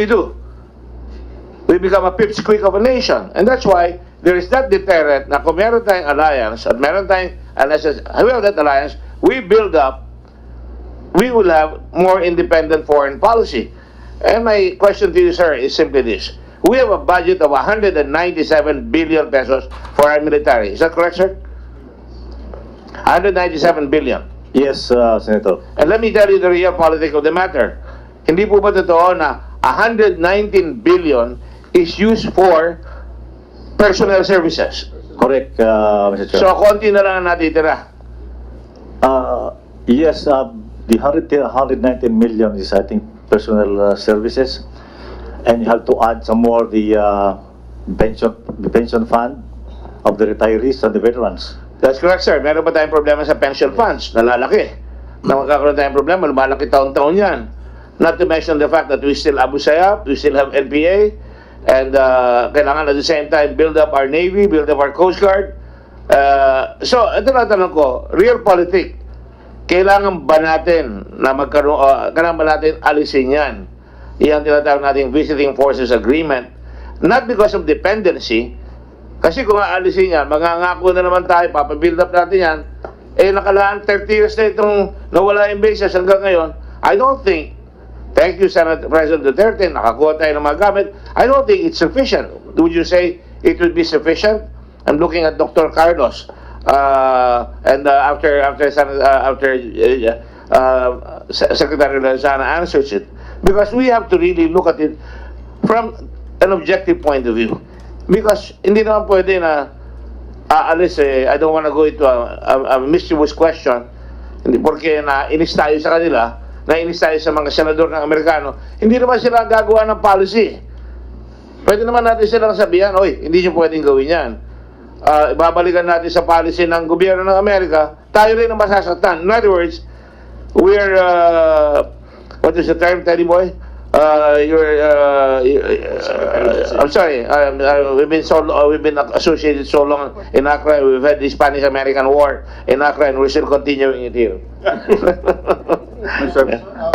Your Honor, I would like to ask this National Security Advice. Now, let me just, I just need to have this answered. Because the prevailing issue, every time we have an agreement, and that's why the Senate is involved in ratifying the agreement. That's why the founding fathers of the Constitution in 1987 said you have to have the Senate, is because kailangan malalaman natin ang national interest. Kailangan natin yan. Kung hindi natin gagawin, ibig sabihin, importante yan. Now, kung wala na yung national interest, ang tanong ko sa inyo ngayon, is it in our national interest to terminate the VFA at this point in time? At this point in time. Mr. Chairman, may I give an input to that? With all due respect to my good friend, Secretary Esperon, I'd like the Secretary of Defense to answer, and then from the academy, Secretary Carlos, or Dr. Carlos, and then Secretary Esperon. Go ahead, please. Mr. Chair, I think our long-term interest is to be self-sufficient in our defense. We should have at least a minimum deterrent capability. Now, whether we need the BFA indefinitely, I think we do not need the BFA indefinitely. So we should use the interim to build up our capabilities. That is something that we will not debate with you. As you know, we have always supported the military. But ang bagal hindi talaga umaabot I always use the word, make me. When you have an enemy and you say, get out of our territory, and he says to you, mas marami akong gamit sa'yo, make me. Just like Castro could not do anything about America when they were saying, remove Guantanamo from us, malis na kayo, sabi ng Amerikano, make me. Spratly, ito ngayon, Scarborough Shoals, make me. So I don't think, I have my own views about it, I just wanted to get your own views, and because I respect you a lot. May I ask Dr. Carlos? Hi, good morning, everyone. Why am I here? I think I was invited because I had been a senior consultant of the commission since 2013.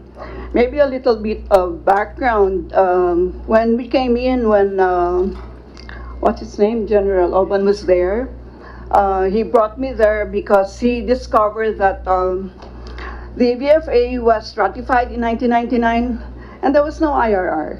In other words, whatever you have in the VFA were couched in broad strokes, and that's the reason why Smith, remember when the Americans questioned the concept of adequate facilities in our jails,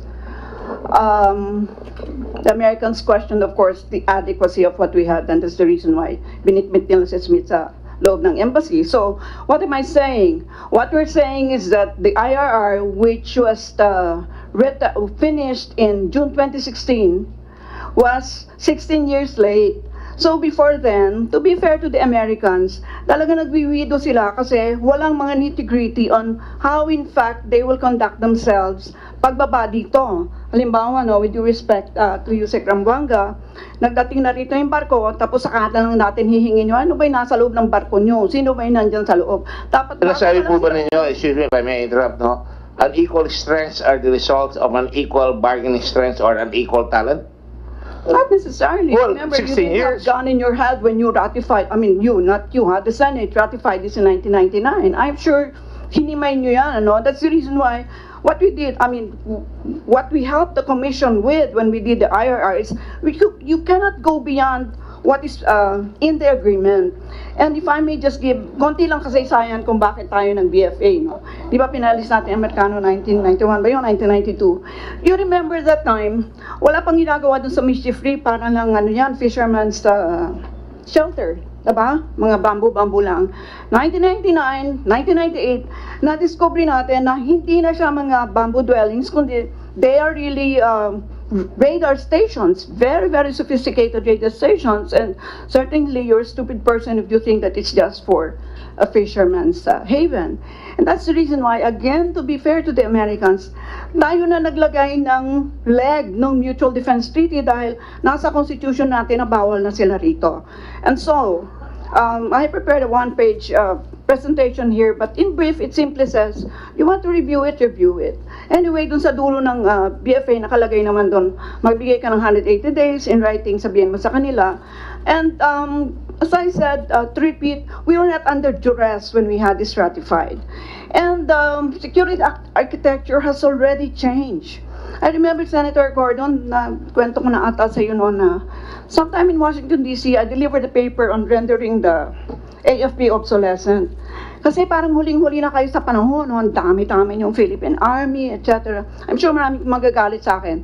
Bago kayo magalit, basahin niyo muna yung paper ko, no? Imbis galit kayo nagalit, hindi nyo nakikita yung...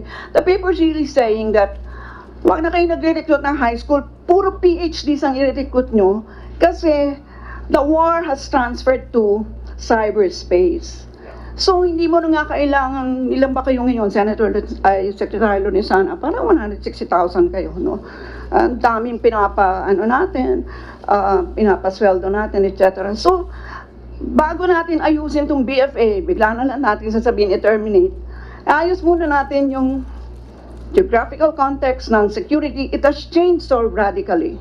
It has changed so radically, and therefore you need a rethinking of what security looks like. And let us stop talking about sovereignty and territoriality. For God's sake, economies are in mesh already. Why are we talking about setting up these artificial boundaries? If I may give a side story, when I brought the National Defense College to Moscow, hindi pa ako nakakaupo. Ang unang tanong agad sa akin, Secretary Locsin, is, Dr. Carlos, why is the Philippines not buying from arms from us? Mas mura naman mga helicopter namin, tanke, etc. Sabi ko, oo nga, no, ba't nga? Sabi ko, well, first of all, we're not training with you. So, we're buying from the Americans because we're training with the Americans. And so, Your Honor, itong BFA, yung ginawa namin ni IRR, kasi hindi ba Russia gustong-gusto talaga makipag-train sa atin? Last year, Japan already trained with us, Vietnam wants to train with us, China wants to train and exercise with us. Yes, this time, they are not exercising together to fight together. They are exercising against an enemy, and it's called the consequences of climate change. Iba na, hindi ba, Yusek? HADR na yan. Saan sinabi mo kanina na hindi na yung balikatan, sama-sama, etc. Iba na yung tono ng exercises. And so if you want to review it, let us review the whole thing. EDCA, SEB, Securities Engagement Board, Mutual Defense Treaty. Reviewin natin lahat. And tama ka, Senator Gordon, ano? Buksan natin ang sarili natin sa India, Russia, all the others who would like to train and exercise with us. The alliance system is dead. Ngayon po, bilaterals na lang and multilaterals. Kung sino man magbili ng ating pineapple, etc., coconut oil, dyan tayo. Ideology is dead also. So, the alliance system is dead, and as I said, let us have a real rethinking of where we are. Thank you, ma'am. So same question of Senator Gordon, Secretary Esperon, and then Secretary Locsin, if you want to reply. Thank you, Mr. Chairman. Let me just go back to some of the sequence of agreements that we have had with the United States of America. A short review.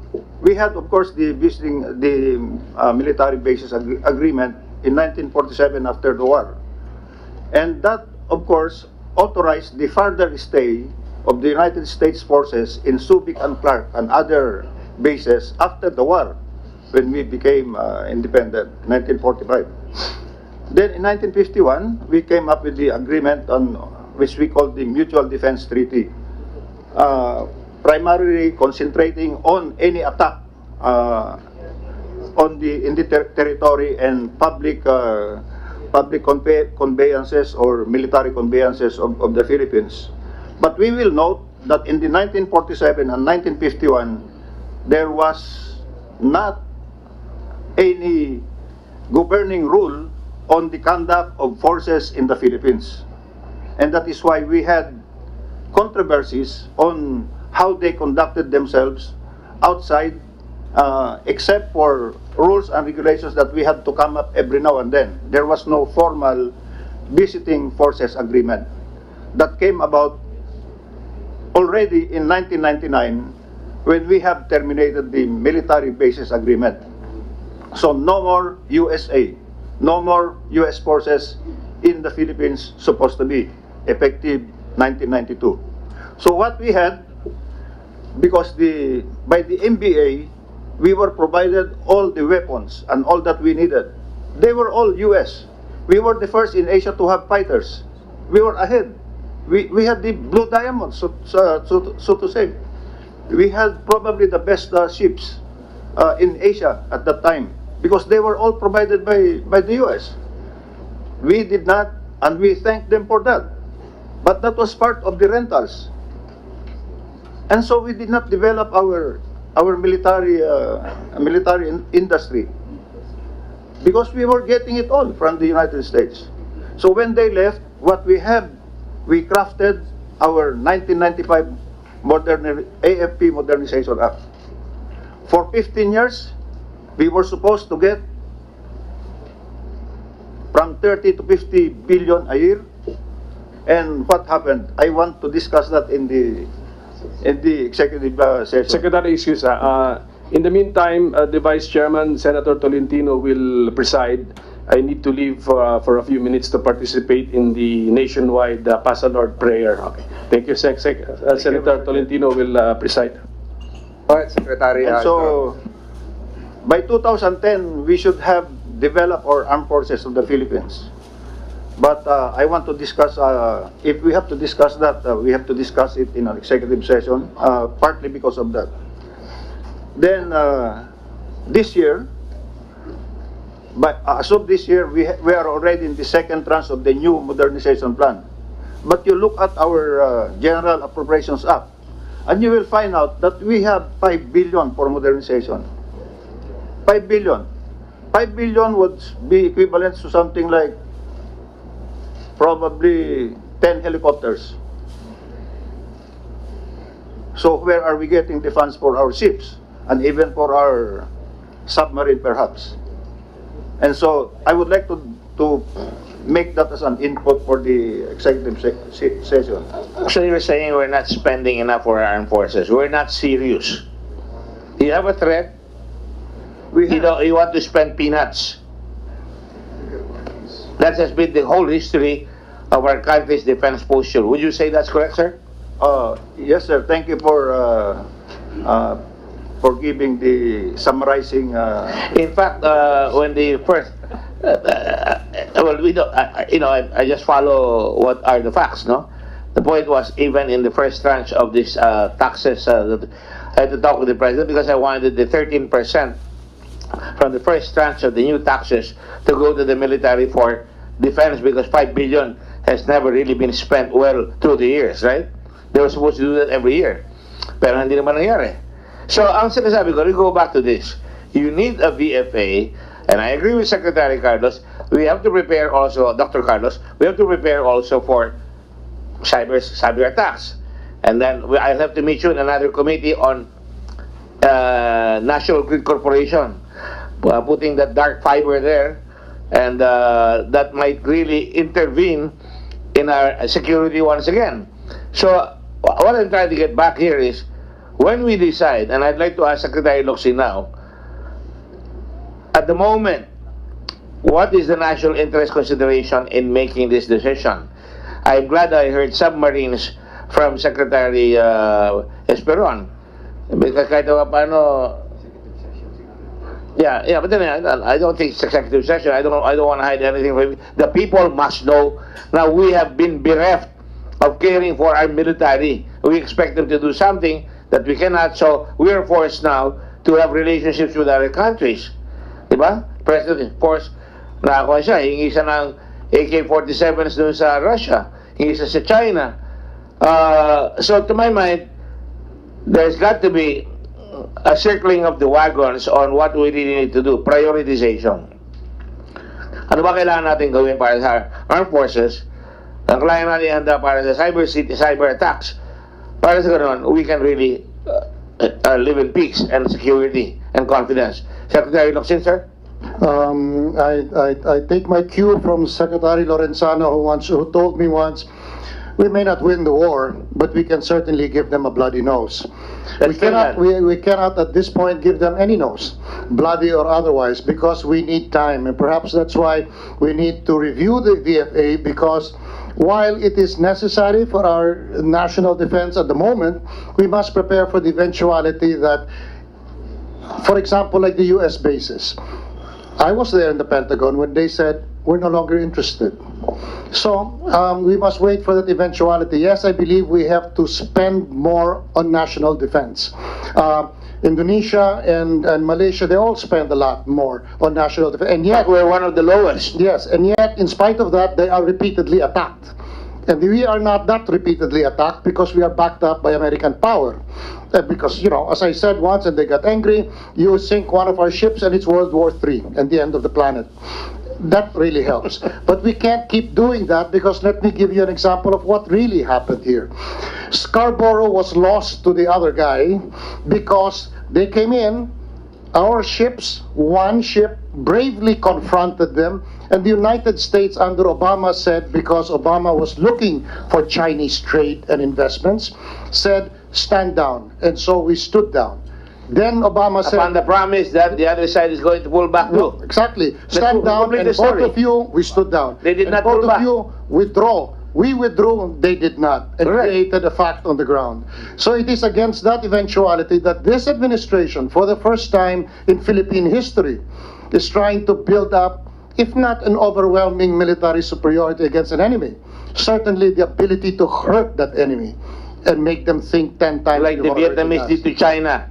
Like Indonesia did to their ships when they intruded in the Indonesian area, right? Exactly. So this is something that we can at least show. Like Finland did to the Soviet Union. Yes, but and they lost too. But remember that in the case of Indonesia and the others, for the time being, they live off our mutual defense treaty.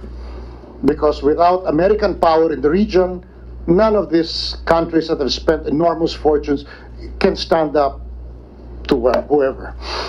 So at the moment, I think perhaps we should review the VFA. Certainly we should do that, because I don't believe that because we need them, we should suffer insults to our sovereignty from them. So we go down and say, this is how angry we are now. Let's review this, and in a way that imparts the mutual respect that should underpin a mutual defense. This is the time to do it. And for that, we owe it to, if you want, the temper of our president. Okay, thank you, Secretary Locsin. With the indulgence of Senator Gordon, Senator Marcos would like to interject. Follow-up lang po. Para patunayan yung dinidiin ng ating Secretary of Foreign Affairs na hindi lamang sinabi ng mga Amerikano kay Secretary Pompeo, kundi nakasulat na talagang tutulong sila pag inatake ang isang vessel ng ating military. Ano kaya? Pwede ba nating hingin? Dr. Carlos, kay Secretary Lorenzana po, pwede rin po ba natin hingin sa Amerika na palayasin na ang China sa Scarborough Shoal? Sapagkat alam naman natin to mula pa nung panahon ng Katsila, atin naman yan. Diyan naman ang hingisda ang tao natin. At nung kinupkop ng Amerika ang Pilipinas, bahagi ng teritoryo na kanilang kinuha bilang colony nila, yung Scarborough Shoal. Noong 2012, sabi ni Obama Clinton, magpipivot daw sila sa Asia. Pero, ganun pa man, sabi nila, ay hindi pwede. Kasi ang Scarborough Shoal, alitan lang sa teritoryo. Bakit ngayon? Ngayon na in writing na ang kanilang pangako, nakatakda na, andyan na, klarong-klaro. Hindi po ba, nagre-review na lang tayo at talagang binabalasa natin ng maigi, hindi ba pwedeng sabihin ng Pilipinas na magpatulong na sa US? Sabi na ni Presidente last year, lay off Pag-asa. Sinabi na ni Presidente yun, Abril pa yun bakit hindi natin hingin sa mga Amerikano? Patunayan nila. Talaga bang may visa itong agreement natin na tatlo na yan? Hingin natin yan. Pwede ho ba yun? I wouldn't do it. Simply because this is a mutual defense treaty and not an invitation to a war. When it happened, they should have sunk our ship. Our ship should have allowed itself to be sunk and ignore Obama. When our ship is sunk, without any consent from the U.S., you trigger the mutual defense treaty. What happens when that happens? You can say, maybe America will not come to our defense because who are we? I'll tell you why. Because during the Cold War, under your father, whom I greatly admired, there was one thing. They would always say they will go to war for Germany if the Soviet Union crossed because they are white. No, they will go to war over the Philippines, not because of the color of our skin, because in international affairs, you depend on prestige. And the Americans have repeatedly said, we may not want to go to war over the Philippines, but if we do not go to war under a mutual defense treaty, our credibility throughout the world goes down. So yes, they will go to war, but we should have asked for it. We should have put up a fight. We should have ignored Obama. We should have let our ship sink. Pero Secretary, nagbago na eh.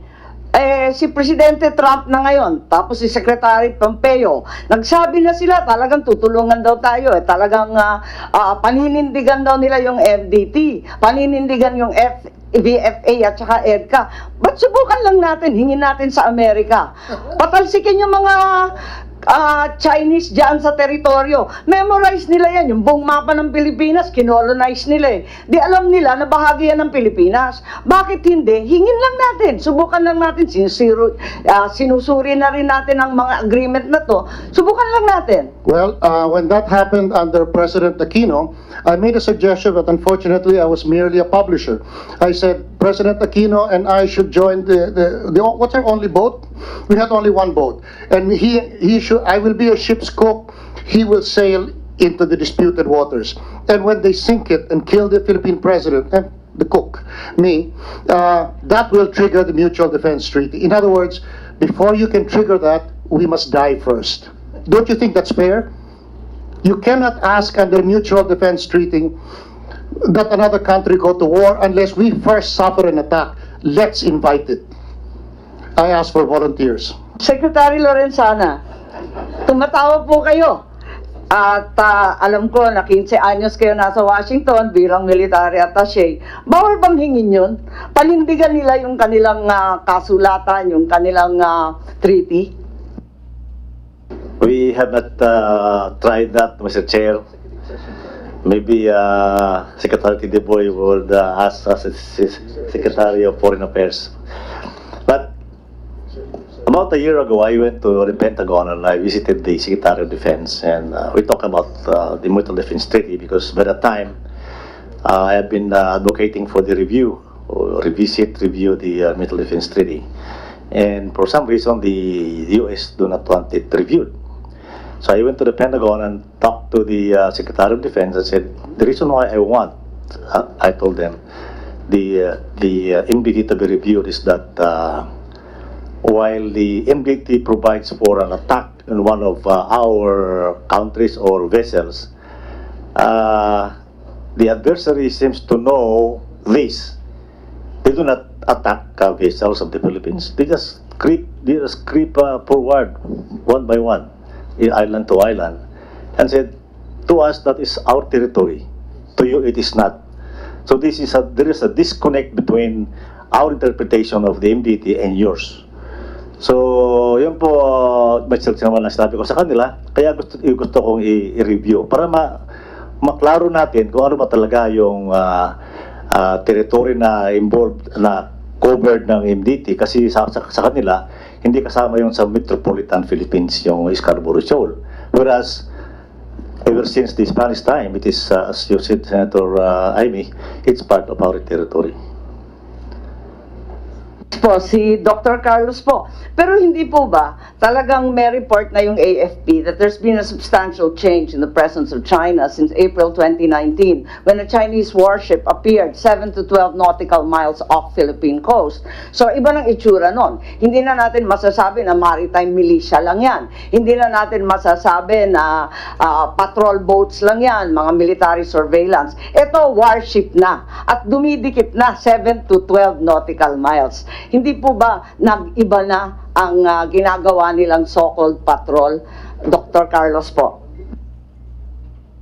Well, with all due respect, I don't think it's politic to us, the Americans, to do something which we ourselves could not do.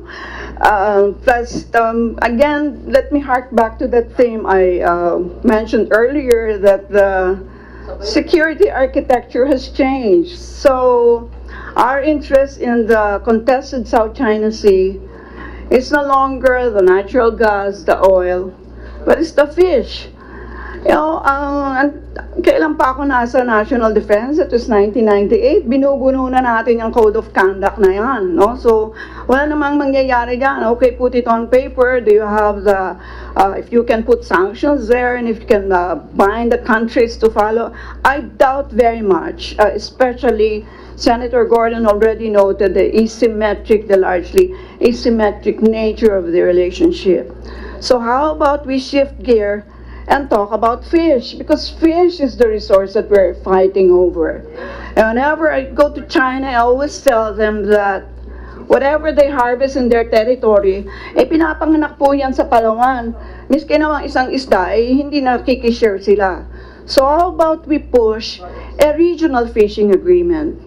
You know, the who, what, when, and how. When are you going to declare a fishing holiday? Who is going to fish where? And it's not just between the Philippines and China. It should be all waters washed by the China Sea, South China Sea, East China Sea, etc. If we shift gear and we moved away from a military perspective, then I think we are going to get more traction, for one. And who's going to quarrel about fish? That is that's our main strategic interest. And if I may just have one sentence in regard to the earlier discussion, I think before, I think this is well known when I was still at defense, and that's why I had so many enemies there. I said that even before you buy things, you'd better be sure what you're buying is linked to a strategic plan, and the operation and tactical aspects of those are linked to those things. Hindi po alin nagbibili ka, tapos maghahanap ka kung nasan ba yan nakalink, no? That's the reason why I think we need what the strategic plan looks like. Saka pa kayo magbili-bili, no? And yung pagbili-bili, yung dulo yun, no? And I also raised that issue, ba't ba submarine binili mo? Ba't ba helicopters ang pakialaman mo? Bakit hindi yung Navy ang pakialaman mo? Kasi yun naman ang interest mo na pakialaman mo yung karagatan, diba? Maraming salamat po, Dr. Sa Kaapo Chairman, with all due respect. Sa palagay ko, kalahati ng langis sa mundo ay dumadaan sa South China Sea.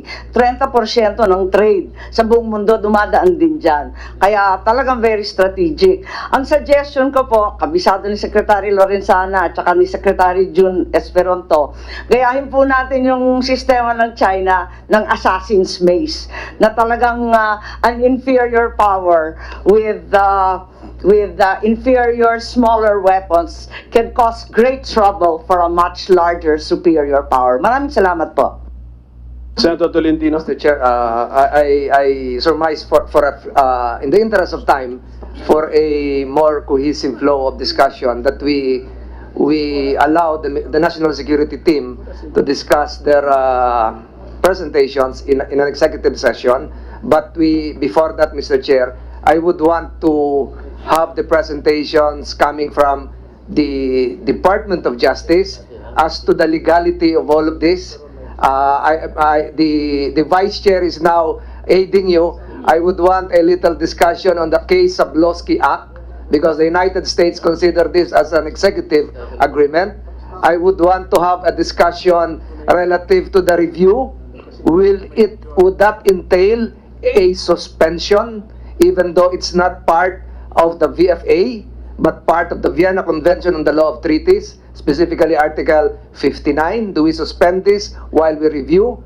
And then for NEDA, perhaps a discussion on, with the permission of my colleagues, a discussion on the economic implications, because right now, 2020, we're supposed to have a free trade agreement with the United States. So as this evolves, how will this be affected, Mr. Chair? And finally, in the interest of fairness and transparency, and perhaps the good Secretary of National Defense may have missed this, aside from Haiyan, the United States through the BFA, indeed assisted us in several disasters, notably in 2012, Typhoon Bopa in Davao, Typhoon Frank in 2008, Typhoon Ketsana and Parma in 2009, and recently, even the volcanic gadget used during the Taal volcano eruption came from USAID. So to add, perhaps this missed the memory of our good friend Secretary Lorenzana. And during the executive session, perhaps, Mr. Chair, we can ask the good Secretary of Foreign Affairs. This is a follow-up to my previous question.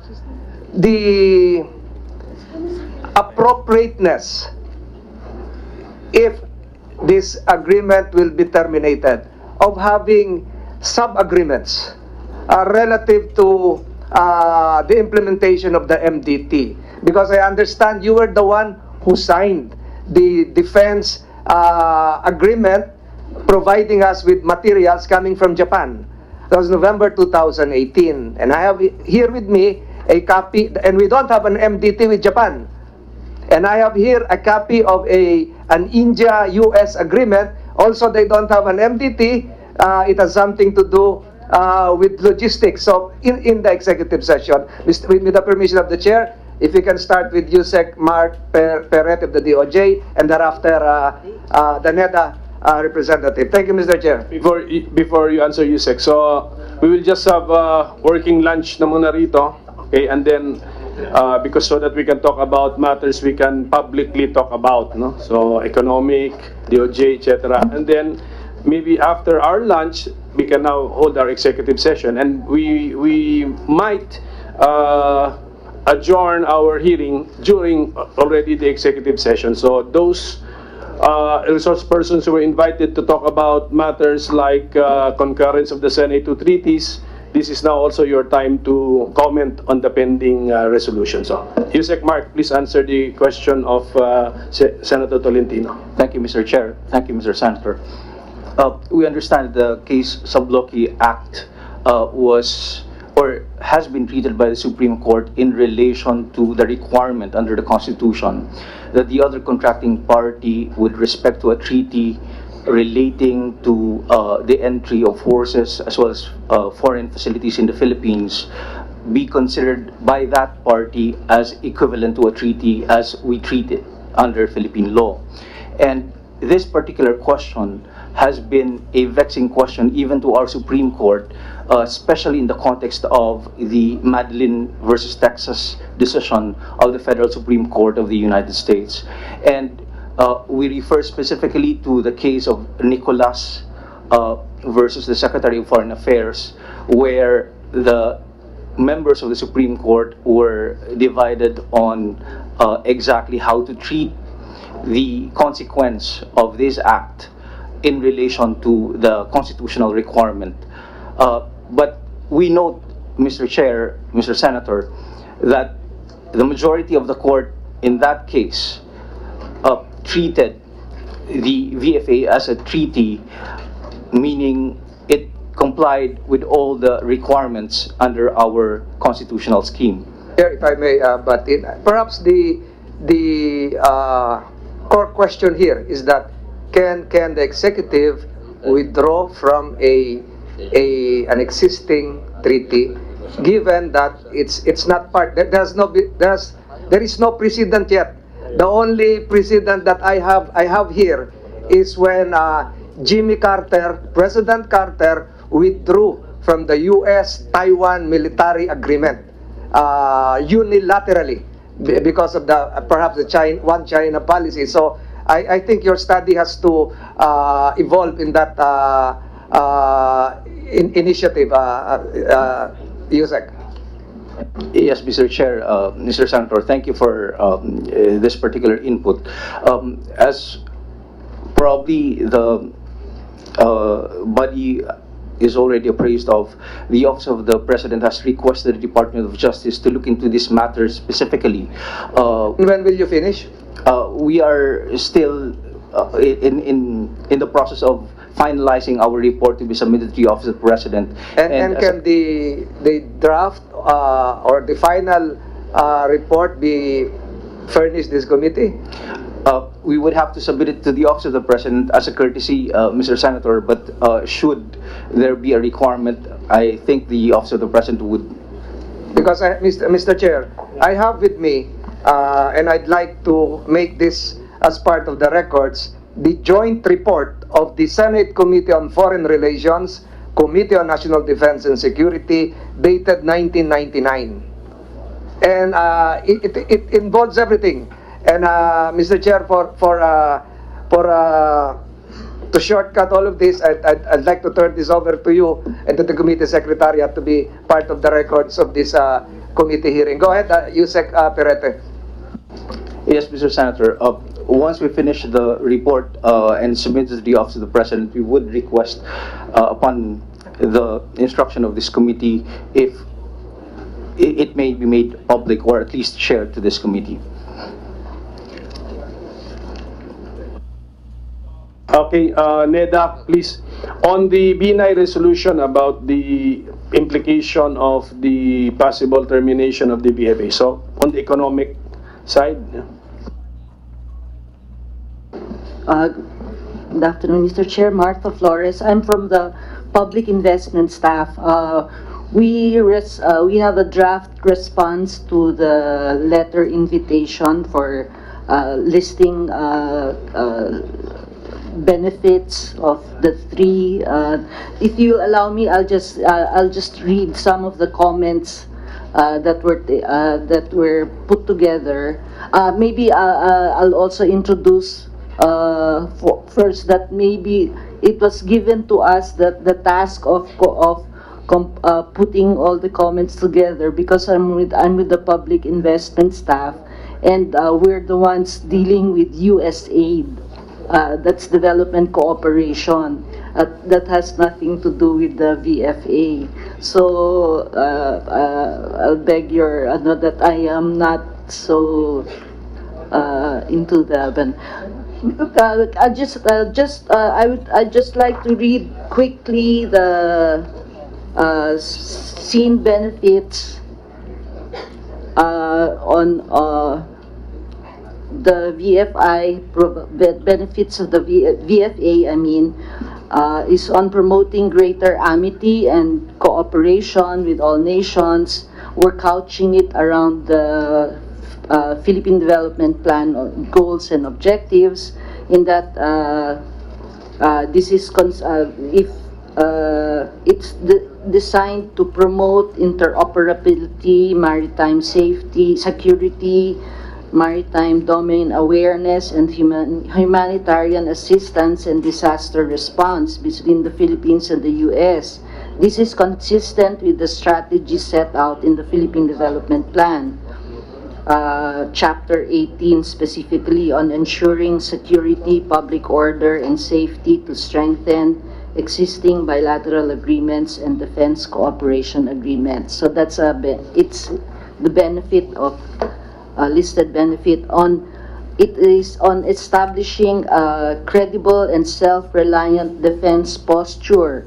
The EDCA was also designed to support the modernization of armed forces of the Philippines, strengthening its capability for external defense. It's consistent with the strategy laid out in the Philippine Development Plan. The termination of the VFA and EDCA may adversely affect the attainment of the AFP's modernization objectives, as well as fulfillment of the obligations under the MDT to maintain and develop the Philippines and United States individual and collective defense capabilities, which still remain in effect. These are just on providing humanitarian assistance and disaster response. Current benefit from BFA, it has allowed the military to provide U.S. military to provide significant assistance to the Philippines. As already mentioned earlier, Yolanda. Now, if what are the ramifications, perceived ramifications? I guess our inputs are we already defer to the departments of foreign affairs and on the. Ma'am, thank you. Senator Tolentino, what's your other question? The question that probably was not answered directly by the NEDA representative can be answered by Secretary Locsin. It has something to do with our current negotiations for that free trade agreement, because anecdotal news reports indicate that after the U.S. signs their agreement with Mexico and Canada, the Philippines will be next. So what would be the ramification of this termination of the BFA, if any, with that free trade agreement with the United States? Secretary. Yes, sir. Again, let me thank you for your suggestion, which I will follow up about writing notes in the event the abrogation continues. But aside from that, I think there will be a chilling effect on our economic relations. Definitely, I have had this experience, both Senator Drilon and I, under Cory Aquino, when the bases, despite her opposition, were nonetheless removed. The government and the country really suffered. The same happened when she refused to join the alliance against Iraq. So they apparently take a dim view of failures to cooperate, and it's reflected in their economic policies. I expect the Senate and the House to be hostile to any free trade agreement. Mr. Chair. With your permission. Senator Gordon. This is something that we have not really discussed adequately. This is what we should be discussing. What are the repercussions? First, national interest. What are the repercussions on defense? What are the repercussions on trade? And I have not heard anything cogent, pardon me. I was saying na panay formula tayo dito. But what is the real politics out there? Our foreign direct investment is still down. We're not taking advantage, for example, I should use that word. We should be looking at what's happening in China. You know, Hyundai has closed their factories because China can no longer produce the parts.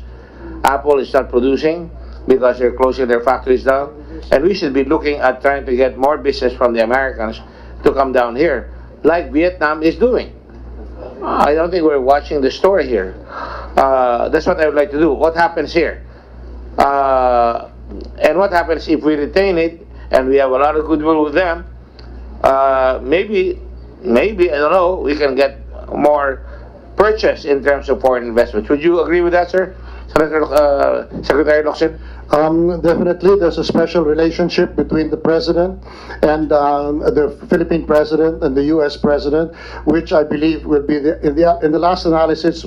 Who was just are the ones. The two will be the ones to decide how we shall move forward. President Duterte and President Trump. He has just delivered his State of the Nation address. Yes. So there would be under this, yes, there would be possible repercussions if we just remove the agreement. You mean will it be positive? Yeah. I said we don't know that yet. Actually, that could be negative, more negative than positive. Well, without being facetious, we should not be talking about that in terms of showing our cards. So, but indeed, we have very few cards to play. Well, it's hard enough to understand the past. Trying to predict the future is really a big problem for us. So, but I think together, perhaps in executive session, we can explore the possibilities so as not to. There are things that should not be said in public because then it affects the outcome.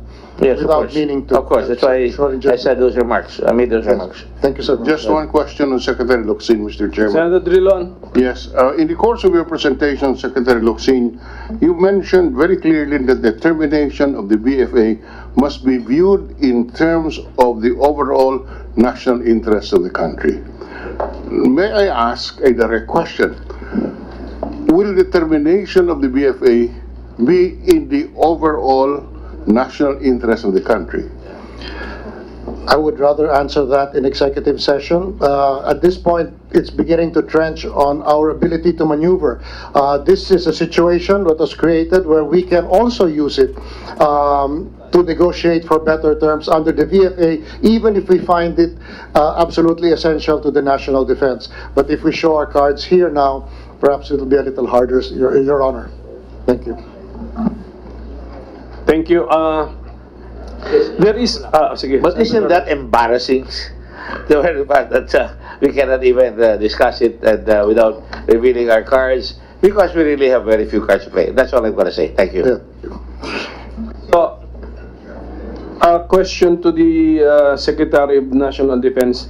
We have a body which is tasked to periodically review the VFA. Do we have a body which is tasked to periodically review EDCA and then also the MDT?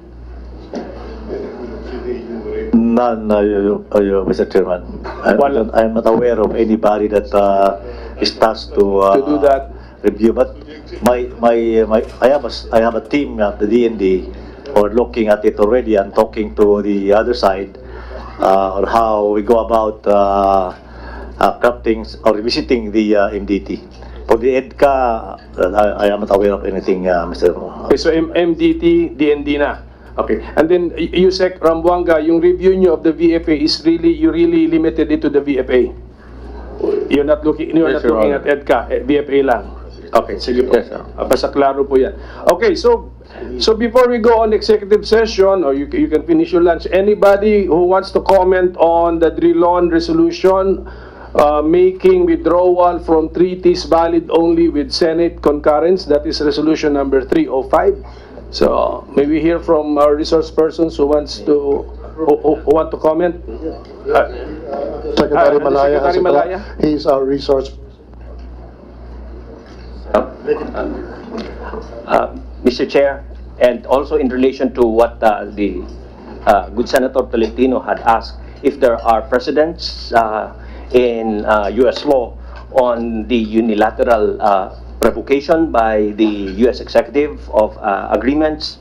You did mention of the case of Goldwater versus Carter on the termination by Jimmy Carter of the 1954 Mutual Defense Treaty with Taiwan.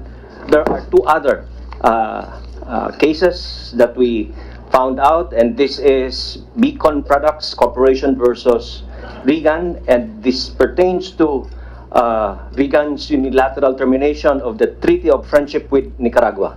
And thirdly and last, there is this case of Kucinich versus Bush, and this pertains to the U.S. withdrawal from the 1972 Anti-Ballistic Missile Treaty. In all three cases, Mr. Chair, the U.S. Supreme Court deemed the challenge to the President's action as political questions. So, therefore, the U.S. Supreme Court did not review and pass judgment on those acts of the U.S. President. If I may just, add some more information, Undersecretary Malaya, yes, sir. The U.S. Supreme Court did not pass upon the validity of the proposition that the Senate U.S. concurrence, Senate concurrence is needed. They said this is a political question, we do not want to rule on it. So please, in fact, is that correct, sir? Please use your microphone. That is correct, sir. They deemed it as political question, so they didn't want to rule upon it. So at this point, it is an open question. The matter of the power of the Senate to require concurrence. That's arguable, sir. Yes. But it's arguable at this point. That's why it's an open question. In fact, our own Supreme Court has not yet ruled on the issue of the validity of the withdrawal from the Rome Statute. That is correct, sir. Yeah, the case is pending. If I may, Your Honor, even if it is, if one is on the question of a political question handled by the Supreme Court, I think after the EDSA revolution, that became an open question. It's no longer sufficient to say it's political. But on the other hand, assuming the political question doctrine was raised again, a co-equal branch of government is not powerless, especially the Congress. The Congress can, and the Senate, exert pressure, probably stronger than if they went to the court, by simply impacting it on our budgets and teaching us a lesson. I have an additional question. Would you say, Secretary Malaya and Secretary Locsin, that if the American Supreme Court or even the Philippine Supreme Court has avoided the issue because they're saying it's a political question? Because the reason probably is because there is that great principle that Americans' foreign policy must really be handled by the president, and because things go so fast, they have no time at times to consult the Congress. Would you say that? Yes, it is for that reason why I did not think and still do not believe the president should have consulted any of us when he made the announcement that the act of insulting Philippine sovereignty by questioning the justice system is entirely his discretion. Well, and it sends the right signal. I will disagree with you on that last point, because to me, a slur, an insult, should not have anything to do with foreign policy. I think foreign policy must be totally dictated not by whim, caprice, or sudden slight, but by what is really in the determination of what is needed, especially for our country, for our armed forces, because they have to lay it on the line. Upon the other hand, the reason why I posited that remark is because I think I would tend to say it would depend on the issue. And I agree with Senator Delon that we should all review. But at times I would even hasten to say it would depend on the issue, because on the matter of this, I think because we were asked to ratify it, because it was a very, very important issue to us, we should be able to be consulted and be able to debate. That's why I'm against having an executive session, because you can always say this is executive privilege. But insofar as I'm concerned, all these issues must be understood by the Filipino people when we discuss these things, so that we contributed to the maturation of the thinking of our country, that we do not conduct foreign policy on a whim or personal matters. And I'm not accusing anybody of that. I'm just very concerned that we have to make sure that we do it because it is what is most important for our country. That's all I have to say. Unless you want to make a comment on that. No, you're completely correct. But on certain, however, on certain issues, the nuts and bolts of the national defense, I think if outside parties were to know it, I wouldn't advertise both our strengths and our weaknesses. We join in that thinking as well.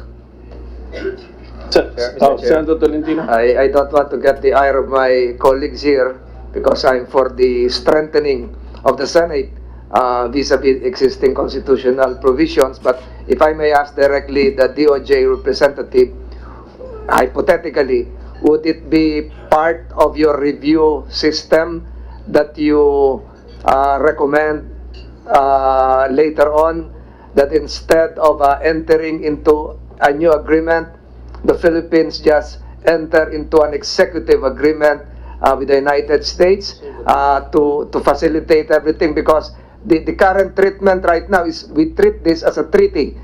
That's why Senate concurrence is needed. BFA is treated by the United States as an executive agreement. I have here the one-page transmittal of former President Bill Clinton.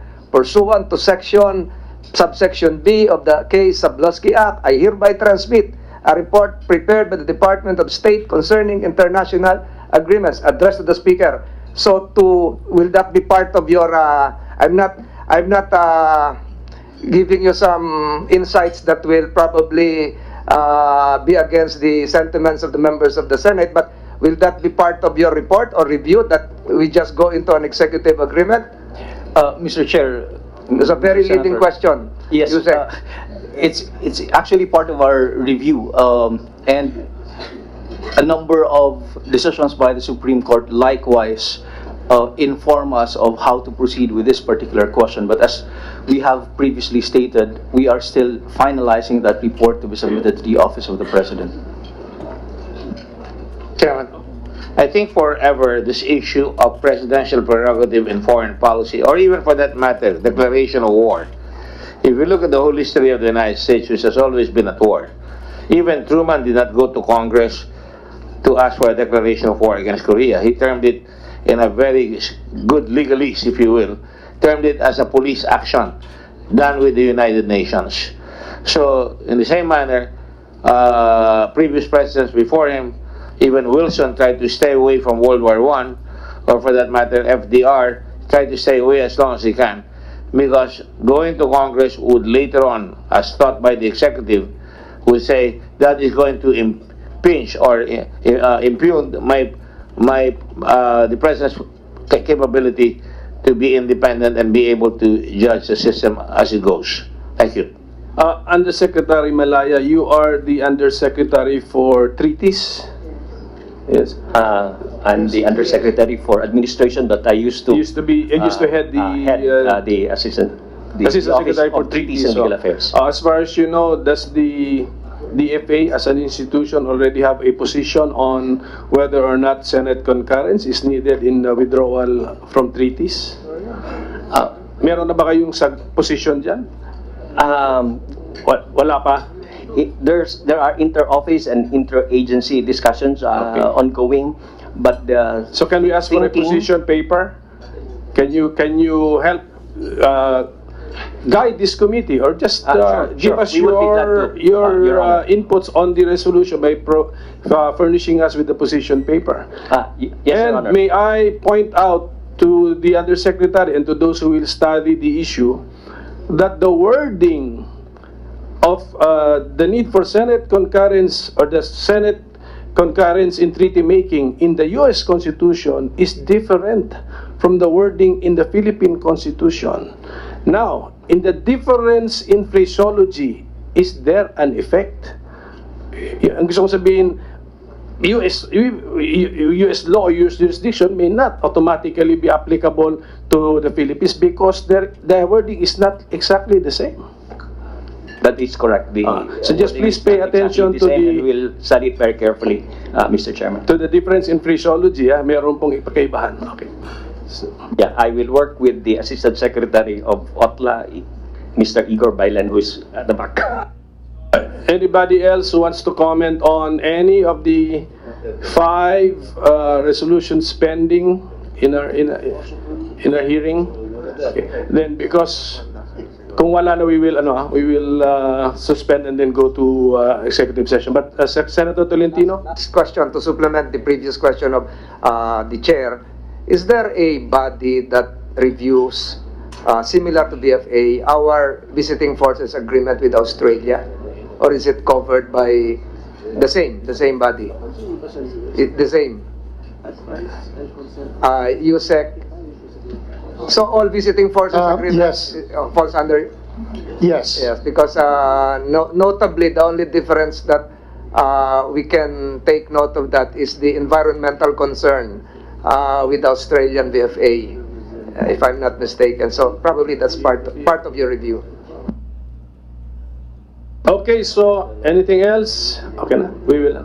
So we will suspend our hearing and we will resume inside the Senator's Lounge in 5 minutes. Siguro, just continue, finish your lunch. And we are inviting, sino gusto mo? To join us in executive session, the Secretary of Foreign Affairs and his 2 undersecretaries present with him now, the Secretary of Defense, Yusek Yano, and the Chief of Staff, as well as the commanders of the different services, our National Security Advisor, Secretary Esperon, and then of course Yusek Rambuanga. Okay, that should be DOJ, hindi na siguro. Okay, so all of those persons, in 5 minutes we will just fix our room, the room that we will use. So our hearing in the meantime is hereby suspended.